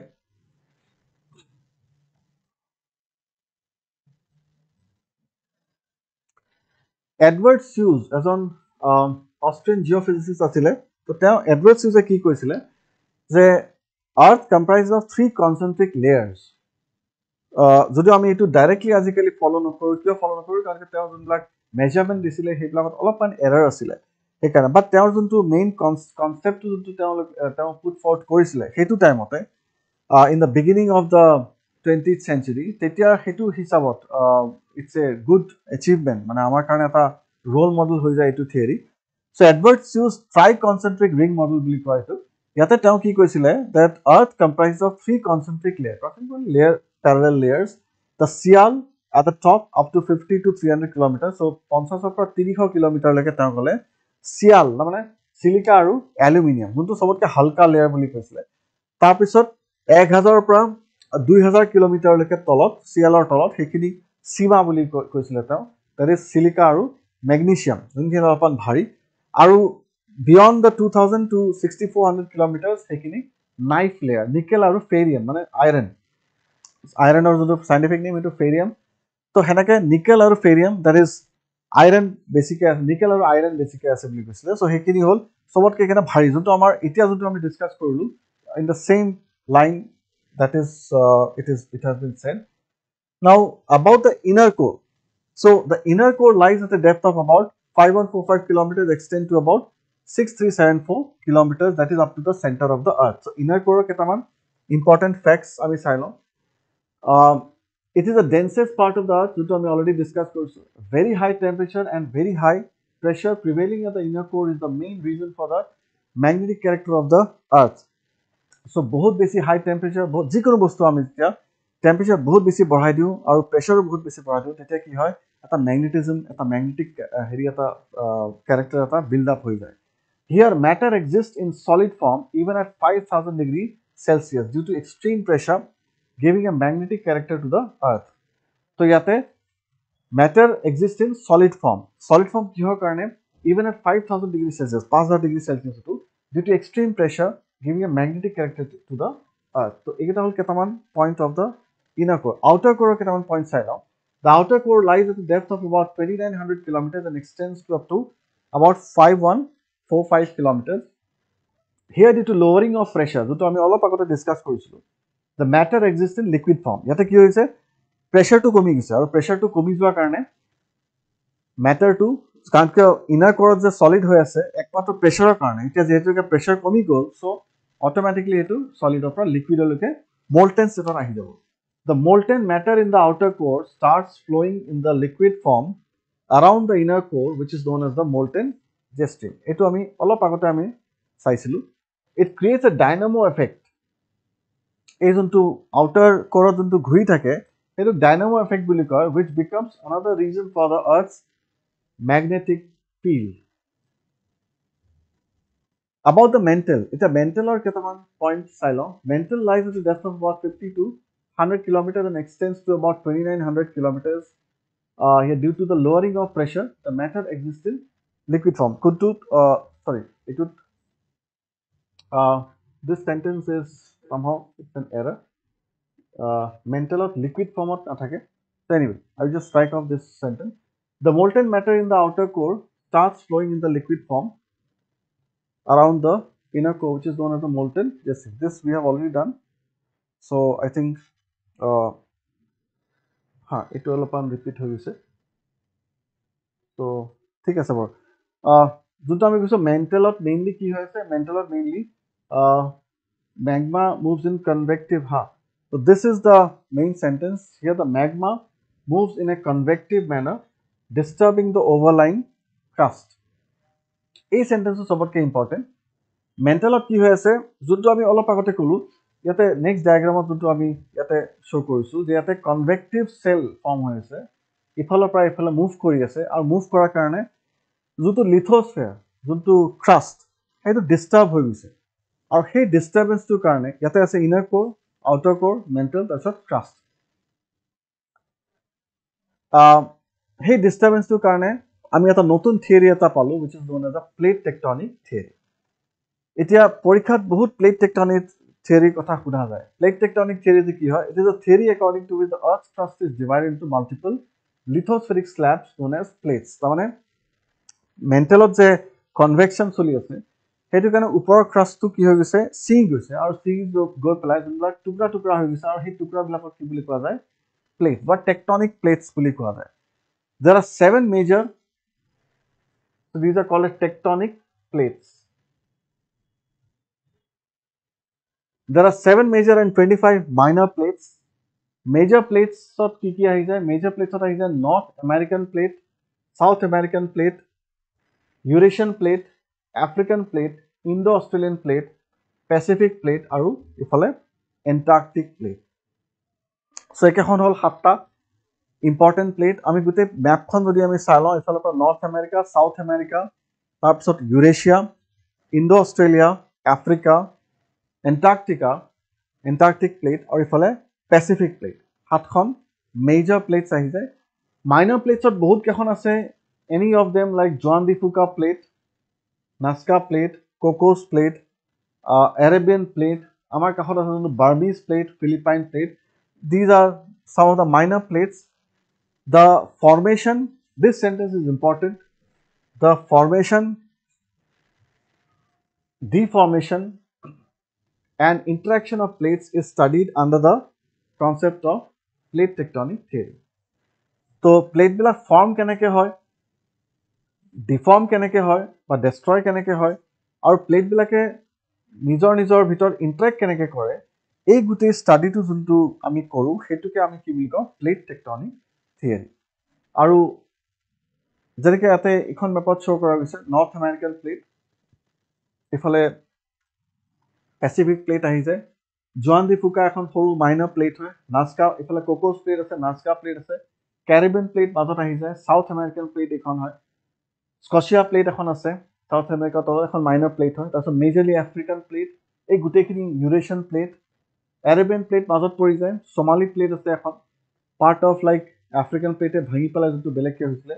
Indo Australian plate বুলি কোৱা যায়, ইণ্ডিয়ান প্লেট আৰু ইফালে অষ্ট্ৰেলিয়ান প্লেট এটা ফিচাৰ জোনেদি এটা জইণ্ট হৈ আছে, সেইখিনি আকৌ আমি যেতিয়া ভলকেনো পঢ়িম তেতিয়া আকৌ এবাৰ চাম। তাৰপিছত ফিলিপাইন প্লেট, আকৌ ইফালে পেচিফিক প্লেটখন ইয়াৰ লগত ইফালে কণ্টিনিউ হৈ আছে। These are the important plates. এতিয়া আমি আহোঁ plate tectonic theory comprise of 3 sub theories. 3টা সাব থিয়ৰী আছে। সাব থিয়ৰী কি আছে? কণ্টিনেণ্টেল ড্ৰিফ্ট হাইপথেচিছ বুলি কোৱা যায় প্ৰথম, ছেকেণ্ড যোনটো আমাৰ চি ফ্ল'ৰ স্প্ৰেডিং বুলি কোৱা যায়, আৰু থাৰ্ড হ'ল আমাৰ যোনটো হ'ল পেলিঅ' মেগনেটিজম। তো আমি আৰম্ভ কৰোঁ কণ্টিনেণ্টেল ড্ৰিফ্ট হাইপথেচিছ কি বস্তু হয়। তো এইটো এটা বহুত ইম্পৰ্টেণ্ট থিয়ৰী হয়। It was put forth by F.B. Taylor and Alfred Wegener, এই দুজন চাইণ্টিষ্টে তেওঁলোকে গোটেই কণ্টিনেণ্টেল ড্ৰিফ্ট হাইপথেচিছটো তেওঁলোকে পুট ফৰ্থ কৰিছিলে। টেইলাৰে নিজৰ আইডিয়াটো দিছিলে নিয়েৰলি এবাউট 1908ত, আৰু ৱেগনাৰে যোনে দিছিলে তেওঁ 1912ত এই গোটেই আইডিয়াটো দিছিলে। The main purpose of Taylor study was mountain building. টেইলাৰৰ যোনটো ফ'কাছ আছিলে সেইটো পাহাৰবিলাক পৃথিৱীত কেনেকৈ ফৰ্ম হৈছে, ইমান ডাঙৰ ডাঙৰ পাহাৰ, হিমালয় আছে, এল্পছ আছে, ৰকিজ আছে, এণ্ডিজ আছে, এটলাছ আছে, এইবিলাক পাহাৰ কেনেকৈ ইমান ফৰ্ম হৈছে সেইটোৰ ওপৰত তেওঁ ষ্টাডি কৰি আছিলে। আৰু ৱেগনাৰে যোনটো ষ্টাডি কৰি আছিলে, তেওঁ ষ্টাডি কৰিছিলে about climate change. Climate change মানে আকৌ মই ইয়াতে ক্লিয়াৰ কৰি দিব খোজোঁ, ক্লাইমেট চেঞ্জ মানে আমাৰ এতিয়া যোনটো ক্লাইমেট চেঞ্জৰ কথা পাতোঁ সেইটো ক্লাইমেট চেঞ্জ নহয়, it is not like global warming. তেওঁ কৈছে যে যিকোনো জাগা, যেনেকৈ আমি অকল ইণ্ডিয়াৰে যদি কথা কওঁ তেতিয়াহ'লে আমাৰ এভিডেঞ্চ আছে, যদি আমি আজি যদি ইণ্ডিয়াত ফৰ এক্সাম্পল যদি ছাপ'জ আমি ইণ্ডিয়াত ক'ৰবাত পেংগুইনৰ কিবা ফচিল এটা পাইছোঁ, যদি আমি পেংগুইনৰ ফচিল পাওঁ, তাৰমানে পেংগুইনটো গৰম জেগাত নাথাকে, পেংগুইন ক'ত থাকিব? ঠাণ্ডা জেগাত থাকিব। তো যদি ছাপ'জ আমি ক'ৰবাত ইয়াতে পেংগুইনৰ এটা ফচিল এটা পাইছোঁ, তাৰমানে কি? তাৰমানে দুটাই হ'ব লাগিব, হয়তো ইণ্ডিয়া কেতিয়াবা পলাৰ ৰিজনৰ পাৰ্ট হ'ব লাগিব, নহয়বা ইণ্ডিয়াত আগতে কেতিয়াবা ফ্ৰিজিং হৈছিলে চাগে। তাৰমানে ইণ্ডিয়া য'ত এতিয়া আছে, ইণ্ডিয়া এতিয়া গৰম জেগাৰ পাৰ্ট হয়, ট্ৰপিকেল এৰিয়াৰ পাৰ্ট হয়, বাট মে বি আগতে ট্ৰপিকেল এৰিয়াখিনি কি আছিলে? ঠাণ্ডা এৰিয়া আছিলে। তো তেওঁ কৈছে যে আমি এভিডেঞ্চ পাইছোঁ, যেনেকৈ ফৰ এক্সাম্পল ৰাজস্থানত আজিকালি মৰুভূমি আছে, বাট আগতে মৰুভূমি নাছিলে। চাউদি আৰবিয়াত আজিকালি মৰুভূমি আছে, বাট আগতে মৰুভূমি নাছিলে। তাৰ এভিডেঞ্চটো কি হয়? যদি মৰুভূমি থাকিলে হয় তেতিয়াহ'লে তেল নাথাকিলে হয়। তাৰমানে কি? যোনবিলাক ফচিল ফুৱেল বুলি কয়, গছ গছনি জীৱ জন্তুৰ পৰা যোনবিলাক বডিৰ পৰা যোনটো ইনঅৰ্গেনিক ডিছইণ্টিগ্ৰেশ্যন বুলি আমি কওঁ, উইদাউট অক্সিজেন, উইদাউট ছানলাইট, যেতিয়া পাথৰৰ মাজত যেতিয়া ডেড বডি এটা গছ এডাল বা জন্তু এটা যদি সোমাই যায়, ট্ৰেপ হৈ যায়, তাৰপিছত কি হৈ যায়? সেইটো anaerobic disintegration. So' anaerobic disintegration in the absence of oxygen, in the absence of sunlight, যেতিয়া সেইটো ডিছইণ্টিগ্ৰেট হয়, সেইটো কি বুলি কোৱা যায়? তেতিয়া নিগৰি সেই বডিটোৰ পৰা তেল ওলাব, আৰু সেই তেলখিনি 3টা ষ্টেজত হ'ব পাৰে। যোনটো হাইড্ৰ'কাৰ্বন, যোনটো হাইড্ৰজেন আৰু কাৰ্বন ট্ৰেপ হৈ পেলাই হয়তো ছলিড ফৰ্মত থাকিব পাৰে, সেইটোক আমি কি বুলি কওঁ? কয়লা, কোল, নহ'বা লিকুইড ফৰ্মত থাকিব পাৰে। যদি লিকুইড ফৰ্মত থাকে সেইটোক আমি কি বুলি কওঁ? The petroleum, the crude oil. আৰু নহবা গ্যাসিয়াছ ফৰ্মত থাকিব পাৰে যোনটো আমি ন্যাচাৰাল গ্যাস বুলি কওঁ আৰু তিনিটাই ইনফ্লেমেবল হয় তিনিটাই জ্বলে কিহৰ কাৰণে জ্বলে কাৰণ এটা হাইড্ৰোজেন আৰু কাৰ্বন এতিয়া ইনট্যাক্ট হৈ আছে it is still hydrogen and carbon is still there and hydrogen is highly inflammable gas so tar mane koila jalalo ami energy pam petrol jalalo energy pam natural gas so these are three forms but similarity to ki hoy ei koila hok ba petrol hok ba natural gas hok ahe kor pra gos gosini ba jibo jontu pra ahe jodi saudi arabia etia tel ase tar mane tate agote gos gosini jibo jontu asile থাকিবই লাগিব আৰু যদি এতিয়া polar এৰিয়াত যদি আমাৰ গছগছনি polar এৰিয়াত আমি তেল পাওঁ এন্টাৰ্কটিকত কয়লা আছে আৰ্কটিকত ভালেখিনি পৰিমাণত তেল আছে ন্যাচাৰাল গ্যাস যেনেকৈ ৰাছিয়াত যেনেকৈ ন্যাচাৰাল গ্যাস আছে তো যদি তাতে গ্যাস থাকিব লাগে বা কয়লা থাকিব লাগে পেট্ৰল যদি থাকিব লাগে তাৰ মানে কি তাতেও গছগছনি জীৱ-জন্তুৰ পৰা ওলাইছে এইবিলাক আৰু তাতে গছগছনি জীৱ-জন্তু তাৰমানে আগতে আছিলে এতিয়াতো থাকিব নোৱাৰে কাৰণ কি এইখিনি ঠাণ্ডা জায়গা হয় সাউদি আৰবত এতিয়া থাকিব নোৱাৰে কাৰণ কি এইখিনি গৰম জায়গা হাই প্ৰেছাৰ জোন হয় তেওঁ কৈছিলে যে এটা স্পেসিফিক জায়গা যদি আমি লৈ লওঁ সেই জায়গাটোক আমি পাওঁ যে জায়গাটোত বেলেগ বেলেগ ক্লাইমেটিক এভিডেন্স আমি পাওঁ তাৰমানে যদি আমি সাউথ ইন্ডিয়া লৈ লওঁ সাউথ ইন্ডিয়াত আমি বেলেগ বেলেগ ক্লাইমেটিক এভিডেন্স পাওঁ কেতিয়াবা সাউথ ইন্ডিয়াত ঠাণ্ডাত আছিলে কেতিয়াবা গৰম ফসিল বিলাক যেতিয়া আমি ষ্টাডি কৰোঁ কেতিয়াবা আমি কিবা পেঙ্গুইনৰ যদি ফসিল পাওঁ তেতিয়া তাৰমানে এইখিনি ঠাণ্ডা হৈ আছিলে তাৰপিছত আকৌ গৰম কিবা এটা এনেকুৱা পালোঁ সেই ষ্টাডিটো কোৱা গৈছিলে the climate change study by Wegener. So they concluded from prelims point of view means that আমি আৰু অলপ ডিটেইলত পঢ়ো but এটা prelims ক্ষেত্ৰত we just cut it short so they concluded from their studies that initially in the carboniferous period the entire landmass was consolidated at the center in the form of Pangea তাৰমানে এতিয়া আমি যেনে north America south America Eurasia Africa Oceania আমাৰ India Australia তেনেকৈ বেলেগ বেলেগকৈ divide হৈ আছে কণ্টিনেণ্টছ বিলাক হেনেকে এতিয়া আগতে কি হৈছিল এটো সেন্ট্ৰালাইজড হেৰিত আছিল হেতু কি কোৱা গৈছিল পেনজিয়া তাৰ পিছত তেওঁলোকে ক'লে যে this was surrounded by a super it was called a super continent and it was surrounded by a super ocean known as the Panthalassa তো এটো কেতিয়াবা এই শব্দকেইটা কেতিয়াবা অলপমান প্ৰিলিমছত সুধি দিয়ে এটা হল পেনজিয়াটো আছিল সলিড যেটো ল্যান্ড মাস যেনেকৈ আমি কেতিয়াবা এক্সাম্পল দিও যেনেকৈ গাখীৰ গৰম কৰিলে এনেকৈ হৰ এটা উঠি যায় সামনি এটা উঠি যায় সেই সামনিটো মাজত যোনটো জমা হৈ থাকে হেতু আমি ইমাজিন কৰিব পাৰো কি বুলি পেনজিয়া বুলি সাইডৰ ফালে হেতু হল আমাৰ যোনটো পানীৰ যোনটো লেয়াৰ হেতু হল Panthalassa now during the Cretaceous period they started splitting along the equator Cretaceous periodত কি হল they started splitting along the equator মাজেদি কি হৈ গল দুই ফাল্লা হৈ গল আৰু দুই ফাল্লা হৈ পেলাই northern half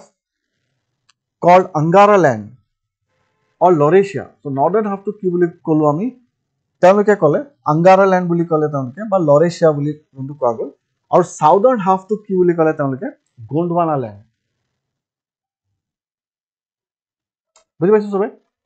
so ইয়াতে আমি এটা পিক্টোৰিয়েল হেৰিত আমি শো কৰিছো nearly about Permian period বুলি যোনটো কোৱা যায় 225 million years 1 million আমি জানো 10 লাখ বছৰ so এটা মাল্টিপ্লাই কৰিলে হল কিমান বছৰ তাৰমানে অলমোস্ট লাইক 22 কোটি বছৰ আগতে পৃথিৱীখন কেনেকৈ আছিল এনেকৈ আছিল পেনজিয়া তাৰ পিছত ট্ৰায়াজিক পিৰিয়ড আহি গল ট্ৰায়াজিক পিৰিয়ডত কি হল অলপ পানীটো লৰেছিয়া আৰু গণ্ডৱানা ল্যান্ড সেপাৰেট হৈ গল তাৰ জুৰাছিক পিৰিয়ড আহিল 150 মিলিয়ন ইয়াৰ্ছৰ আগতে ইয়াতে অলপমান ষ্ট্ৰাকচাৰ এটা লব ধৰিলে অলপ বেছিকৈ স্প্লিট হৈ গল তাৰপিছত আকৌ ক্ৰিটেচিয়াছ পিৰিয়ড আহিলে about like 65 মিলিয়ন ইয়াৰ্ছ আমি ওচৰত আহি আছো তাৰমানে আৰু অলপমান গ্যাপ বাঢ়ি গল আৰু প্ৰেজেন্ট ডেট এতিয়া এই কন্টিনেন্টস বিলাক এনেকৈ সেপাৰেট হৈ আছে সো ইকুৱেটৰডাল এনেকৈ পেলা মাজেদি গুচি গৈছে আৰু এডাল হল আমাৰ অলমোস্ট ইকুৱেটৰ সো নৰ্থ আমেৰিকাৰ অলপমান তলেদি অলপমান পোৰ্শন ওপৰত থাকি গল আফ্ৰিকাৰ তলেদি আৰু ইফালে ইণ্ডোনেছিয়া সো এডাল হল আমাৰ ইকুৱেটৰ হাফ লাইন সো এইখিনি পোৰ্শন হাফ লাইন ক্ৰস কৰি পেলাই গুচি গৈছে আৰু এইখিনি তলত থাকি গল so India as you can see ইয়াতে লগে লগে আমি এটো ডিসকাস কৰিব পাৰো তে হিমালয় ইমান সবতকে উখ পাহাৰ যোনটো টেইলাৰে যোনটো ষ্টাডি কৰি আছিল India if you see was part of Gondwana land India কোৰ পাৰ্ট আছিল Gondwana landৰ পাৰ্ট আছিল সাউথৰ পাৰ্ট আছিল বাট প্ৰেজেন্ট ডে যদি আমি চাও India is a part of northern হেমিস্ফিয়াৰ তাৰমানে সবতকে বেছি মুভমেন্ট কাৰ হৈছে ইণ্ডিয়ান প্লেটৰ মুভমেন্ট হৈছে আৰু যেতিয়া আমি জানো যে কিবা এখন গাড়ী যদি বিৰাট দূৰত যায় যদি খুন্দা লাগি যায় তেতিয়াহ'লে চবতকৈ বেছি মানে টেবুনা ক'ত উঠিব সেই গাড়ীখনতে উঠিব তো এতিয়া ইণ্ডিয়ান প্লেটখন যেতিয়া বিৰাট দূৰত আহি পেলাই ওপৰৰ ফালে যদি স্পীড অভিয়াছলি বেছি হ'ব লাগিব কাৰণ অকল ইণ্ডিয়ান প্লেটে এক্ৰছ দ্য ইকুৱেটৰ গুচি গৈছে African plate half line cross কৰিছে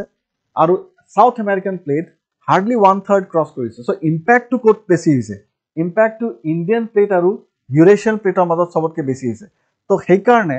Himalayas has become the highest mountain of the world. If somebody asks why Himalayas are the highest mountain, so why? Because this impact has been highest. So,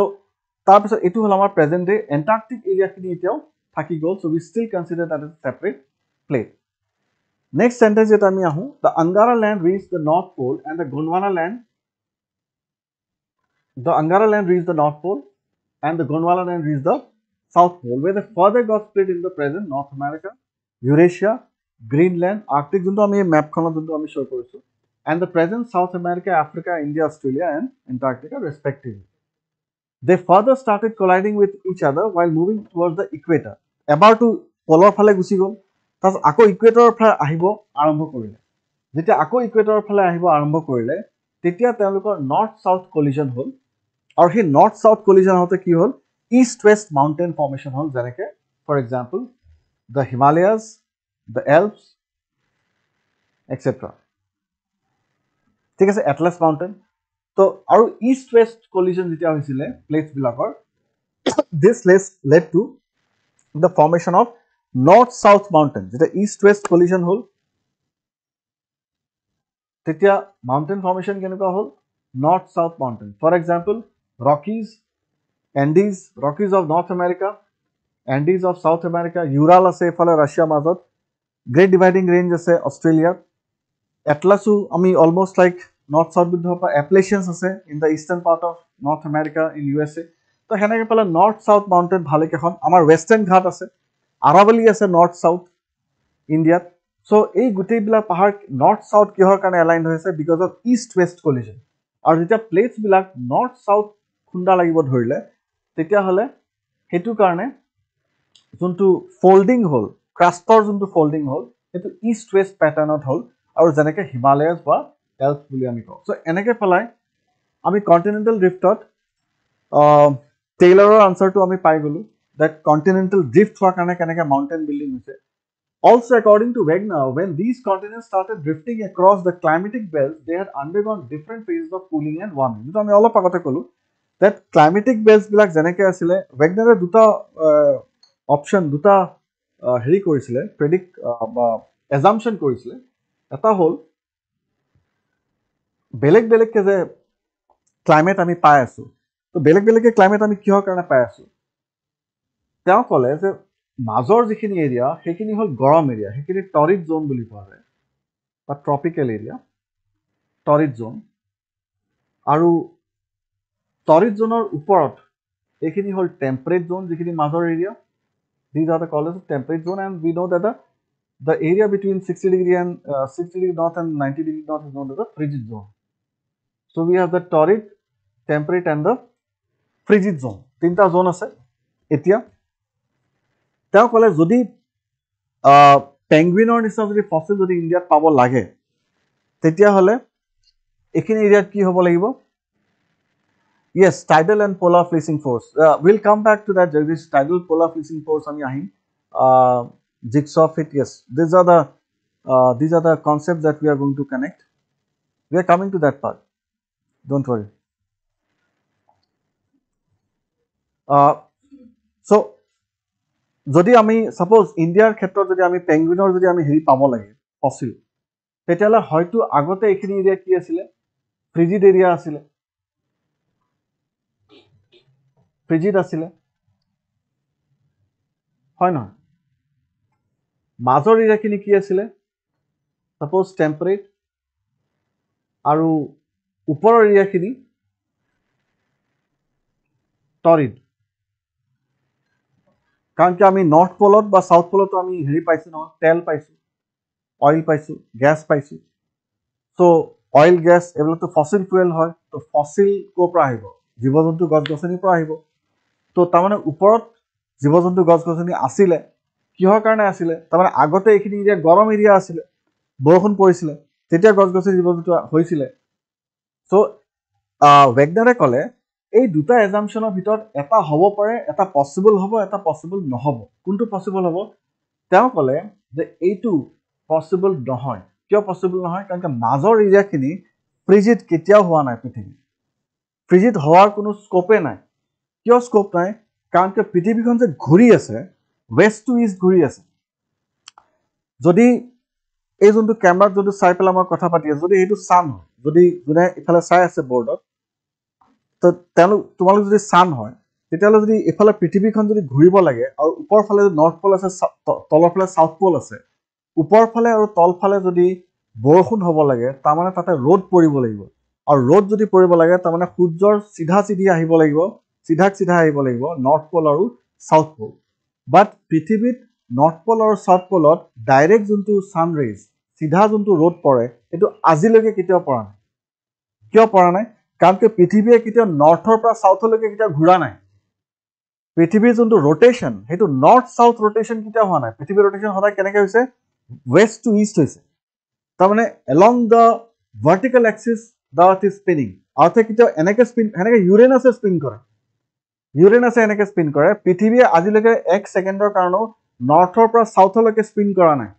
আৰু যদি নৰ্থৰ পৰা সাউথলৈকে spin কৰা নাই তেতিয়াহ'লে north পলত আৰু south পলত আজিলৈকে কেতিয়াও ডাইৰেক্ট সূৰ্যৰ পোহৰ পৰা নাই আৰু ডাইৰেক্ট সূৰ্যৰ পোহৰ নপৰাকৈ কেতিয়াও গছ-গছনি জীৱ-জন্তু তাতে হেৰি হৈ থাকিব নোৱাৰে তাৰমানে এই এজাম্পশনটো পসিবল নহয় তাৰমানে প্ৰথমৰ পৰাই টৰিড জোনটো কি হয় টৰিডে হৈ আছিলে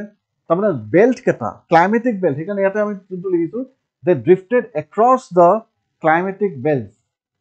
তাৰমানে ক্লাইমেটিক বেল্টছ কেটা ফিক্সড হৈ আছে আগৰ পৰাই প্ৰথম দিনৰ পৰাই ফ্ৰিজিড টু ফ্ৰিজিড হৈ আছিলে টেম্পাৰেট টু টেম্পাৰেট আৰু টৰিড টু টৰিড মাজত কি হৈছিলে কন্টিনেন্টছ বিলাক মুভ কৰি আছিলে দ্য কন্টিনেন্টছ ষ্টাৰ্টেড ড্ৰিফটিং বুজিছেনে across the climatic belt so sometimes next sentence is আমি লিখিছো so sometimes Arabian Peninsula might have undergone wet and moist climate so Arabian Peninsula maybe আগতে কেতিয়াবা wet and moist climate আছিলে ঠিক আছে যেতিয়া এৰেবিয়াখন কাৰণ আফ্ৰিকান প্লেট কোৰ পৰা আহি আছে সাউথৰ পৰা আহি আছে যদি সাউথৰ পৰা যদি আহি আছে ইকুৱেটৰ ক্ৰছ কৰিব লাগিবই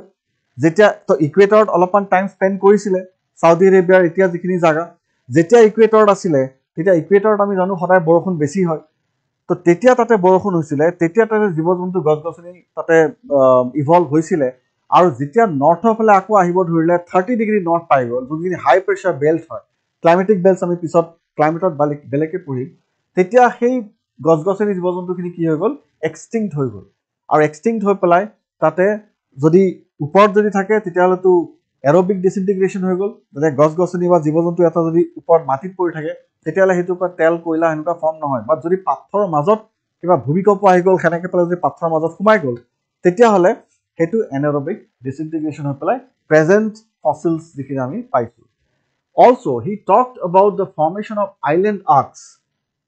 তাৰমানে এইটো এটা ইম্পৰ্টেণ্ট কথা ৱেগনাৰে কৈছিলে সেইকাৰণে আমি কণ্টিনেণ্টেল ড্ৰিফ্ট থিয়ৰীক বহুতখিনি ক্ৰেডিট দিওঁ about understanding the plate tectonics island arcs বিলাক কি হয় তাৰমানে যদি আমি গোটেই পৃথিৱীখন যদি আমি চাওঁ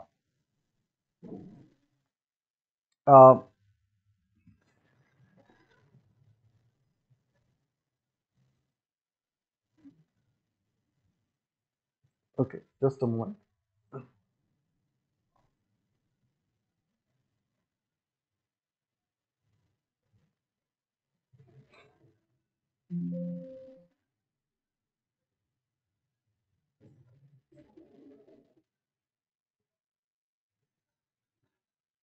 okay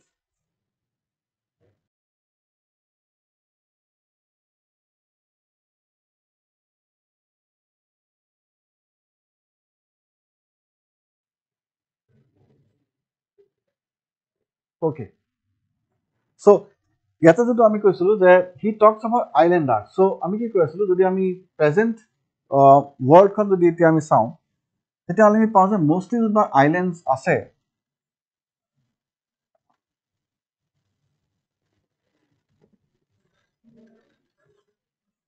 mostly islands বিলাক কোনফালে আছে according to all of you?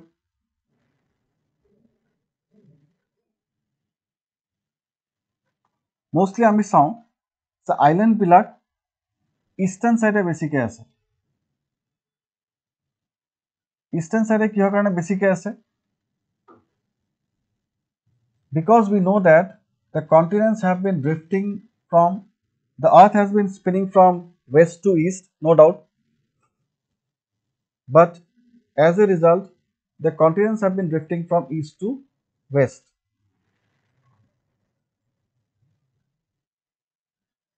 তা মানেটো কি so suppose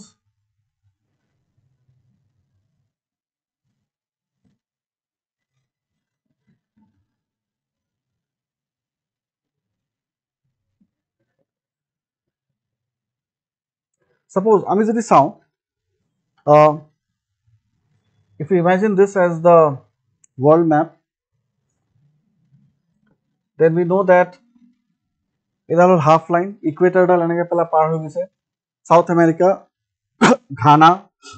Congo basin of Africa, then a bit of Kenya, then we have straightway through the Seychelles, Mauritius, islands of Indonesia. So heneke pala Papua New Guinea cross হৈ পেলাই গৈছে so এখিনি Equatorial area বুলি আমি জানো so ইয়াতে islands ক'ত আছে mainly we can understand that এটা গ্ৰুপ অফ আইল্যান্ড আছে ইষ্টাৰ্ণ সাইডে which is the Japan archipelago বুলি কওঁ archipelago মানে হেতু হল আমাৰ এটা গ্ৰুপ অফ আইল্যান্ড তো এটু হল এটা archipelago এখিনি হল এটা archipelago এফালে নিউজিল্যান্ড আছে নর্দার্ন আইল্যান্ড আছে Papua new Guinea Sri Lanka if you see in the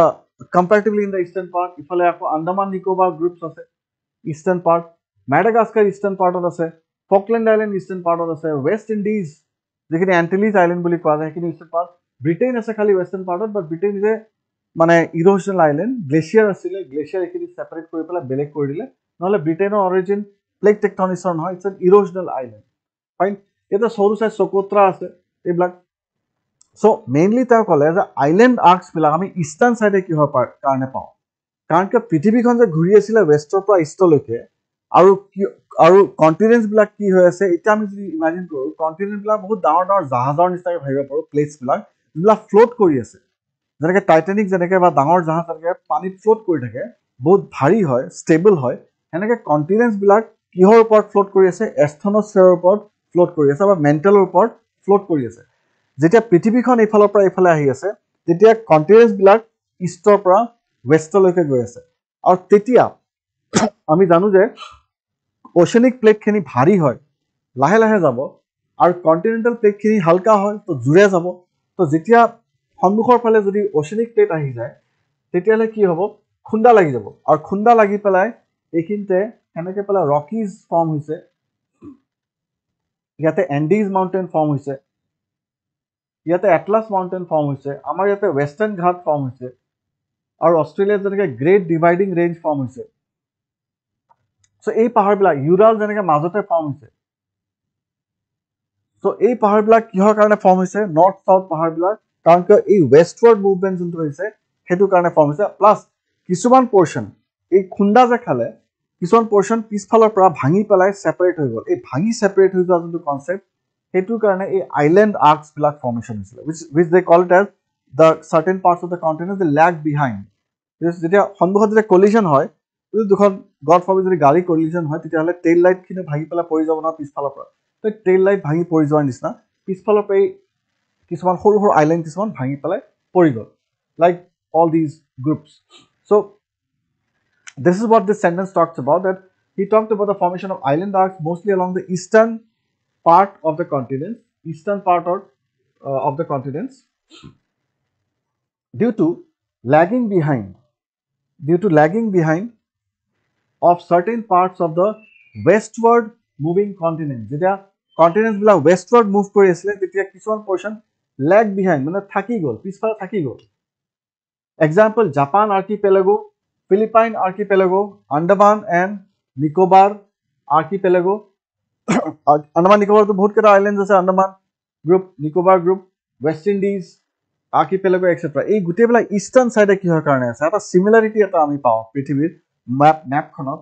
এইটো আমি কণ্টিনেণ্টেল ড্ৰিফ্ট হাইপথেচিছৰ পৰা আমি এই আইডিয়াটো আমি পাওঁ এইকেইটা হ'ল এনেকৈ কানেক্ট হৈ আছিলে ইয়াতে আমি শ্ব' কৰিছোঁ এবাউট দ্য এভিডেন্সেছ মানে কি কিছুমান ৰেপটাইলছ বা কিছুমান অৰ্গেনিজমছ কিছুমান ফ্লৰা বা ফনা যেনে গ্লছপটেৰিছ লেমুৰ এইবিলাক কিছুমান আছিলে তো এই যদি আমি ইমাজিন আমি যদি এটা কিবা হাতীয়ে পাওঁ বা গৰু এটাই যদি বা কিবা এটা যদি আমি যিকোনো হেৰি এটা গছ এডালে যদি আমি পাওঁ আৰু সেই গছডালৰ যদি শিপাখিনি ইফালে থাকে সাউথ আমেৰিকাৰ ইষ্টাৰ্ণ চাইডে থাকে আৰু যোনখিনি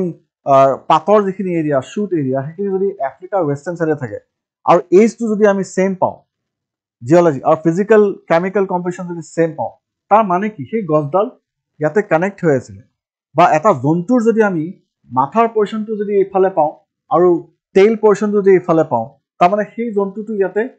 কানেক্ট হৈ আছিলে তাৰমানে এই কণ্টিনেণ্টছবিলাক কানেক্ট হৈ আছিলে তো আমি এভিডেন্স হিচাপে আমি কি পালোঁ যে কণ্টিনেণ্টছবিলাক যে কানেক্ট হৈ আছিলে সেইটো মেইন এভিডেন্স বাকী বহুত আছে এটা মেইন এভিডেন্স হ'ল যে এই গছ গছনি জীৱ জন্তুৰ আমি কিছুমান ফচিল পাইছোঁ য'ৰ এটা পাৰ্ট এখন কণ্টিনেণ্টত পাইছোঁ আৰু এটা পাৰ্ট ইখন কণ্টিনেণ্ট যেনেকৈ আমি ক'লোঁ যে গছৰ যদি আমি শিপাখিনি সাউথ আমেৰিকাৰ ইষ্টাৰ্ণ চাইডে পাওঁ আৰু শ্বুট এৰিয়াখিনি যদি আমি আফ্ৰিকাৰ ৱেষ্টাৰ্ণ চাইডে পাওঁ তাৰমানে ইয়াতে অলৰেডি এডাল গছ এইখিনি এৰিয়া মানে কানেক্ট হৈ আছিলে আগতে আৰু সেইটো আমি কেনেকৈ গম পালোঁ যে এডাল ছেইম গছ হয় কাৰণ কি ইয়াৰ আমি আজিকালি এজ ডিটাৰমাইন কৰিব পাৰোঁ ইয়াৰ আমি জিঅ'লজিক এজ ডিটাৰমাইন কৰিব পাৰোঁ কাৰ্বন ডেটিং আছে নিউক্লিয়াৰ ডেটিং আছে আমি এইবিলাক বহুত কনচেপ্ট আছে আজিকালি ইনফ্ৰাৰেড ইমেজিং কৰিব পাৰোঁ এক্সৰে ইমেজিং কৰিব পাৰোঁ কৰি পেলাই আমি ইয়াতে এজ ডিটাৰমাইন কৰিব পাৰোঁ তাৰমানে এই পাৰ্টটো আৰু এই পাৰ্টটো ছেইম এজৰ হয় ইয়াৰ ফিজিকেল কম্পজিশ্যন ল'ব পাৰোঁ আমি ইয়াৰ কেমিকেল কেৰেক্টাৰিষ্টিকখিনি আমি জানিব পাৰোঁ চ' এই তিনিটা যদি ছেইম হৈ যায় physical composition physical characteristic chemical composition আৰু এজ যদি ছেইম হৈ যায় তাৰ মানে এই জন্তুটো এটাই জন্তু হয় তাৰ মানে এই কণ্টিনেণ্টছবিলাক একেলগে জইন হৈ আছিলে এইটো হ'ল প্ৰথম evidences it is evident by the discovery of fossil fuels in the Arabian and so এটা হ'ল fossil discovery evidence আৰু এটা হ'ল fossil fuelৰ discovery evidence so if it is fossil fuel in Arabian Saharan region আমি জানো যে for example সুদানত তেল আছে এতিয়া সুদানত গছ গছনি নাই তেল ক'ৰ পৰা আহিব তাৰমানে আগতে সুদানত গছ গছনি আছিলে আৰু যেতিয়া গছ গছনি আছিলে যেতিয়া সুদান ইকুৱেটৰিয়েল এৰিয়াৰ পাৰ্ট আছিলে তেতিয়া গছ গছনি আছিলে তাৰপিছত সুদান যেতিয়া 30 ডিগ্ৰী লেটিটিউডত গুচি গ'ল তেতিয়া সেইখিনি এৰিয়া হাই প্ৰেছাৰ জ'ন হৈ গ'ল এণ্টিচাইক্লনিক এৰিয়া হৈ গ'ল সেইখিনি আমি ক্লাইমেটৰ পৰা বুজিম মুঠতে সেইখিনি এক্সটিংক্ট হৈ গ'ল আৰু সেই গছ গছনিবিলাক যেতিয়া পাথৰৰ মাজত সোমাই পেলাই ট্ৰেপ হৈ গ'ল হোৱাৰ পিছত তাৰ পৰা নিগৰি পেলাই সেনেকৈ পেলাই তেল ওলাব ধৰিলে আৰু তাৰপিছত সেই তেলখিনি এতিয়া আমি ডিছকাভাৰ কৰি আছোঁ এটা হ'ল discovery of fossil fuel discovery of fossil second হ'ল আমাৰ coastal topography লাইকে যোনটো কোনোবাই কমেণ্টত এতিয়া লিখিছিলা jigsaw puzzle right so বাচ্চাবিলাকে যে খেলে পাজল সৰু সৰু পাজলবিলাক লগাই দিলে যেনেকৈ এটা কমপ্লিটলি এটা বেলেগ পিকচাৰ এটা আমি পাই যাওঁ so in the similar manner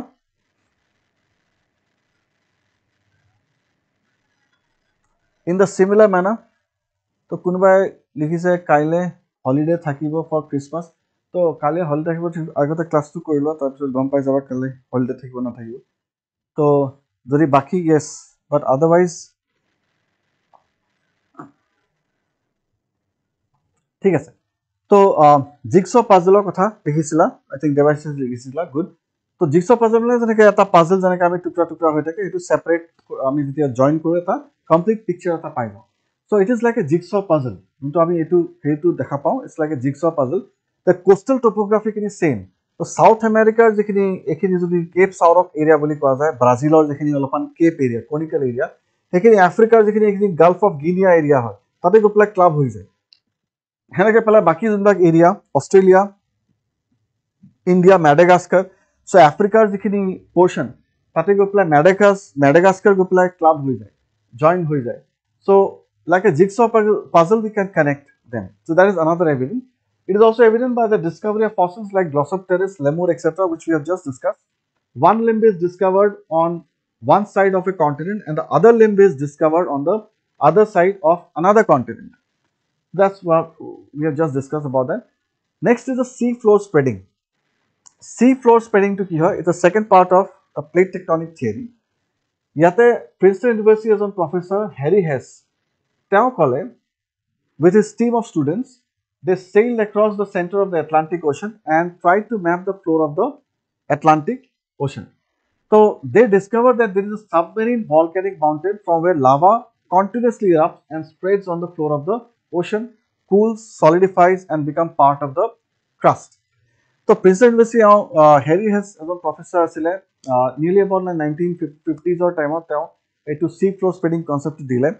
With his team of students, they sail across the Atlantic Ocean. এখন Challenger expedition কৰিছিলে তেওঁলোকে Challenger ship এখনত লৈ পেলাই তেওঁলোকে mapping কৰিছিলে Doppler effect আৰু এইবিলাক ইউজ কৰিছে তেওঁলোকে Atlantic Ocean তলৰ হেৰিখিনি ম্যাপ কৰিবৰ কাৰণে sound waves তেওঁলোকে ইউজ কৰিছিলে তো তেওঁলোকে হেতু গ্ৰাফ পেপাৰত তেওঁলোকে যেটা প্লট কৰিলে তেওঁলোকে পালে যে এখন পাহাৰ এখন আছে পানীৰ তলত বিৰাট ওখ ডাঙৰ পাহাৰ এখন আছে আৰু তাৰপিছত তেওঁলোকে তাৰপৰা স্যাম্পলিং লতে পালে যে হিখন এখন ভলকানিক মাউন্টেন হয় তাতে ভলকানিজম হৈ আছে from where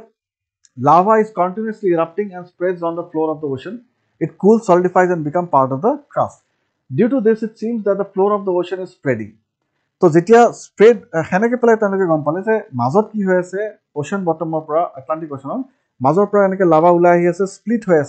পেলাই spread হৈ আছে আকৌ solidify হৈ আছে and it is again becoming part of the crust. আৰু তাৰপিছত আকৌ গৈ পেলাই হিফালে North America আছে South America তাতে খুন্দা লাগি পেলাই আকৌ oceanic crust কি তলত গৈ আছে তলত গৈ আকৌ মেল্ট হৈ আছে মেল্ট হৈ পেলাই আকৌ এটা কনভেকশন এটা যোনটো আমি মেন্টালত পঢ়িছিলো এনেকে এটা কনভেকশন চলি আছে this concept is known as sea floor spreading which became part of the plate tectonic theory so এই কনসেপ্টটো কি বুলি কোৱা গল sea floor spreading ইয়াতে যোনটো আমি পিকচাৰেলি ট্ৰাই কৰিছো এক্সপ্লেইন কৰিব কাৰণে যে এখন যদি সাপোজ নৰ্থ আমেৰিকান কন্টিনেন্ট বুলি ধৰিলো ইফালে যদি আফ্ৰিকান কন্টিনেন্ট বুলি ধৰিলো তেতিয়াহলে এখিনি হল আটলান্টিক ওশান সো আটলান্টিক ওশানত তলত কি হৈ আছে ওপৰটো পানী আছে তলত মাজত ক্ৰ্যাক ডেভেলপ হৈছে ক্ৰ্যাক ডেভেলপ হৈ পেলাই ইয়াৰ পৰা ম্যাগমা লাভা ইৰাপ্ট হৈ আছে হৈ পেলাই সাৰফেসত ইয়াতে জমা হৈ পেলাই আকৌ as a part of the oceanic crust it is going down আৰু এইখিনি পোৰশন গৈ পেলাই আকৌ কি হ'ব ইয়াতে মেন্টাল গৈ পেলাই গলি পেলাই আকৌ এই গলা ম্যাগমা খিনি আকৌ ইফালৰ পৰা ইৰাপ্ট হ'ব এইখিনি এৰিয়া তা বেনিয়ফ জোন বুলি কোৱা যায় কেতিয়াবা এইখিনি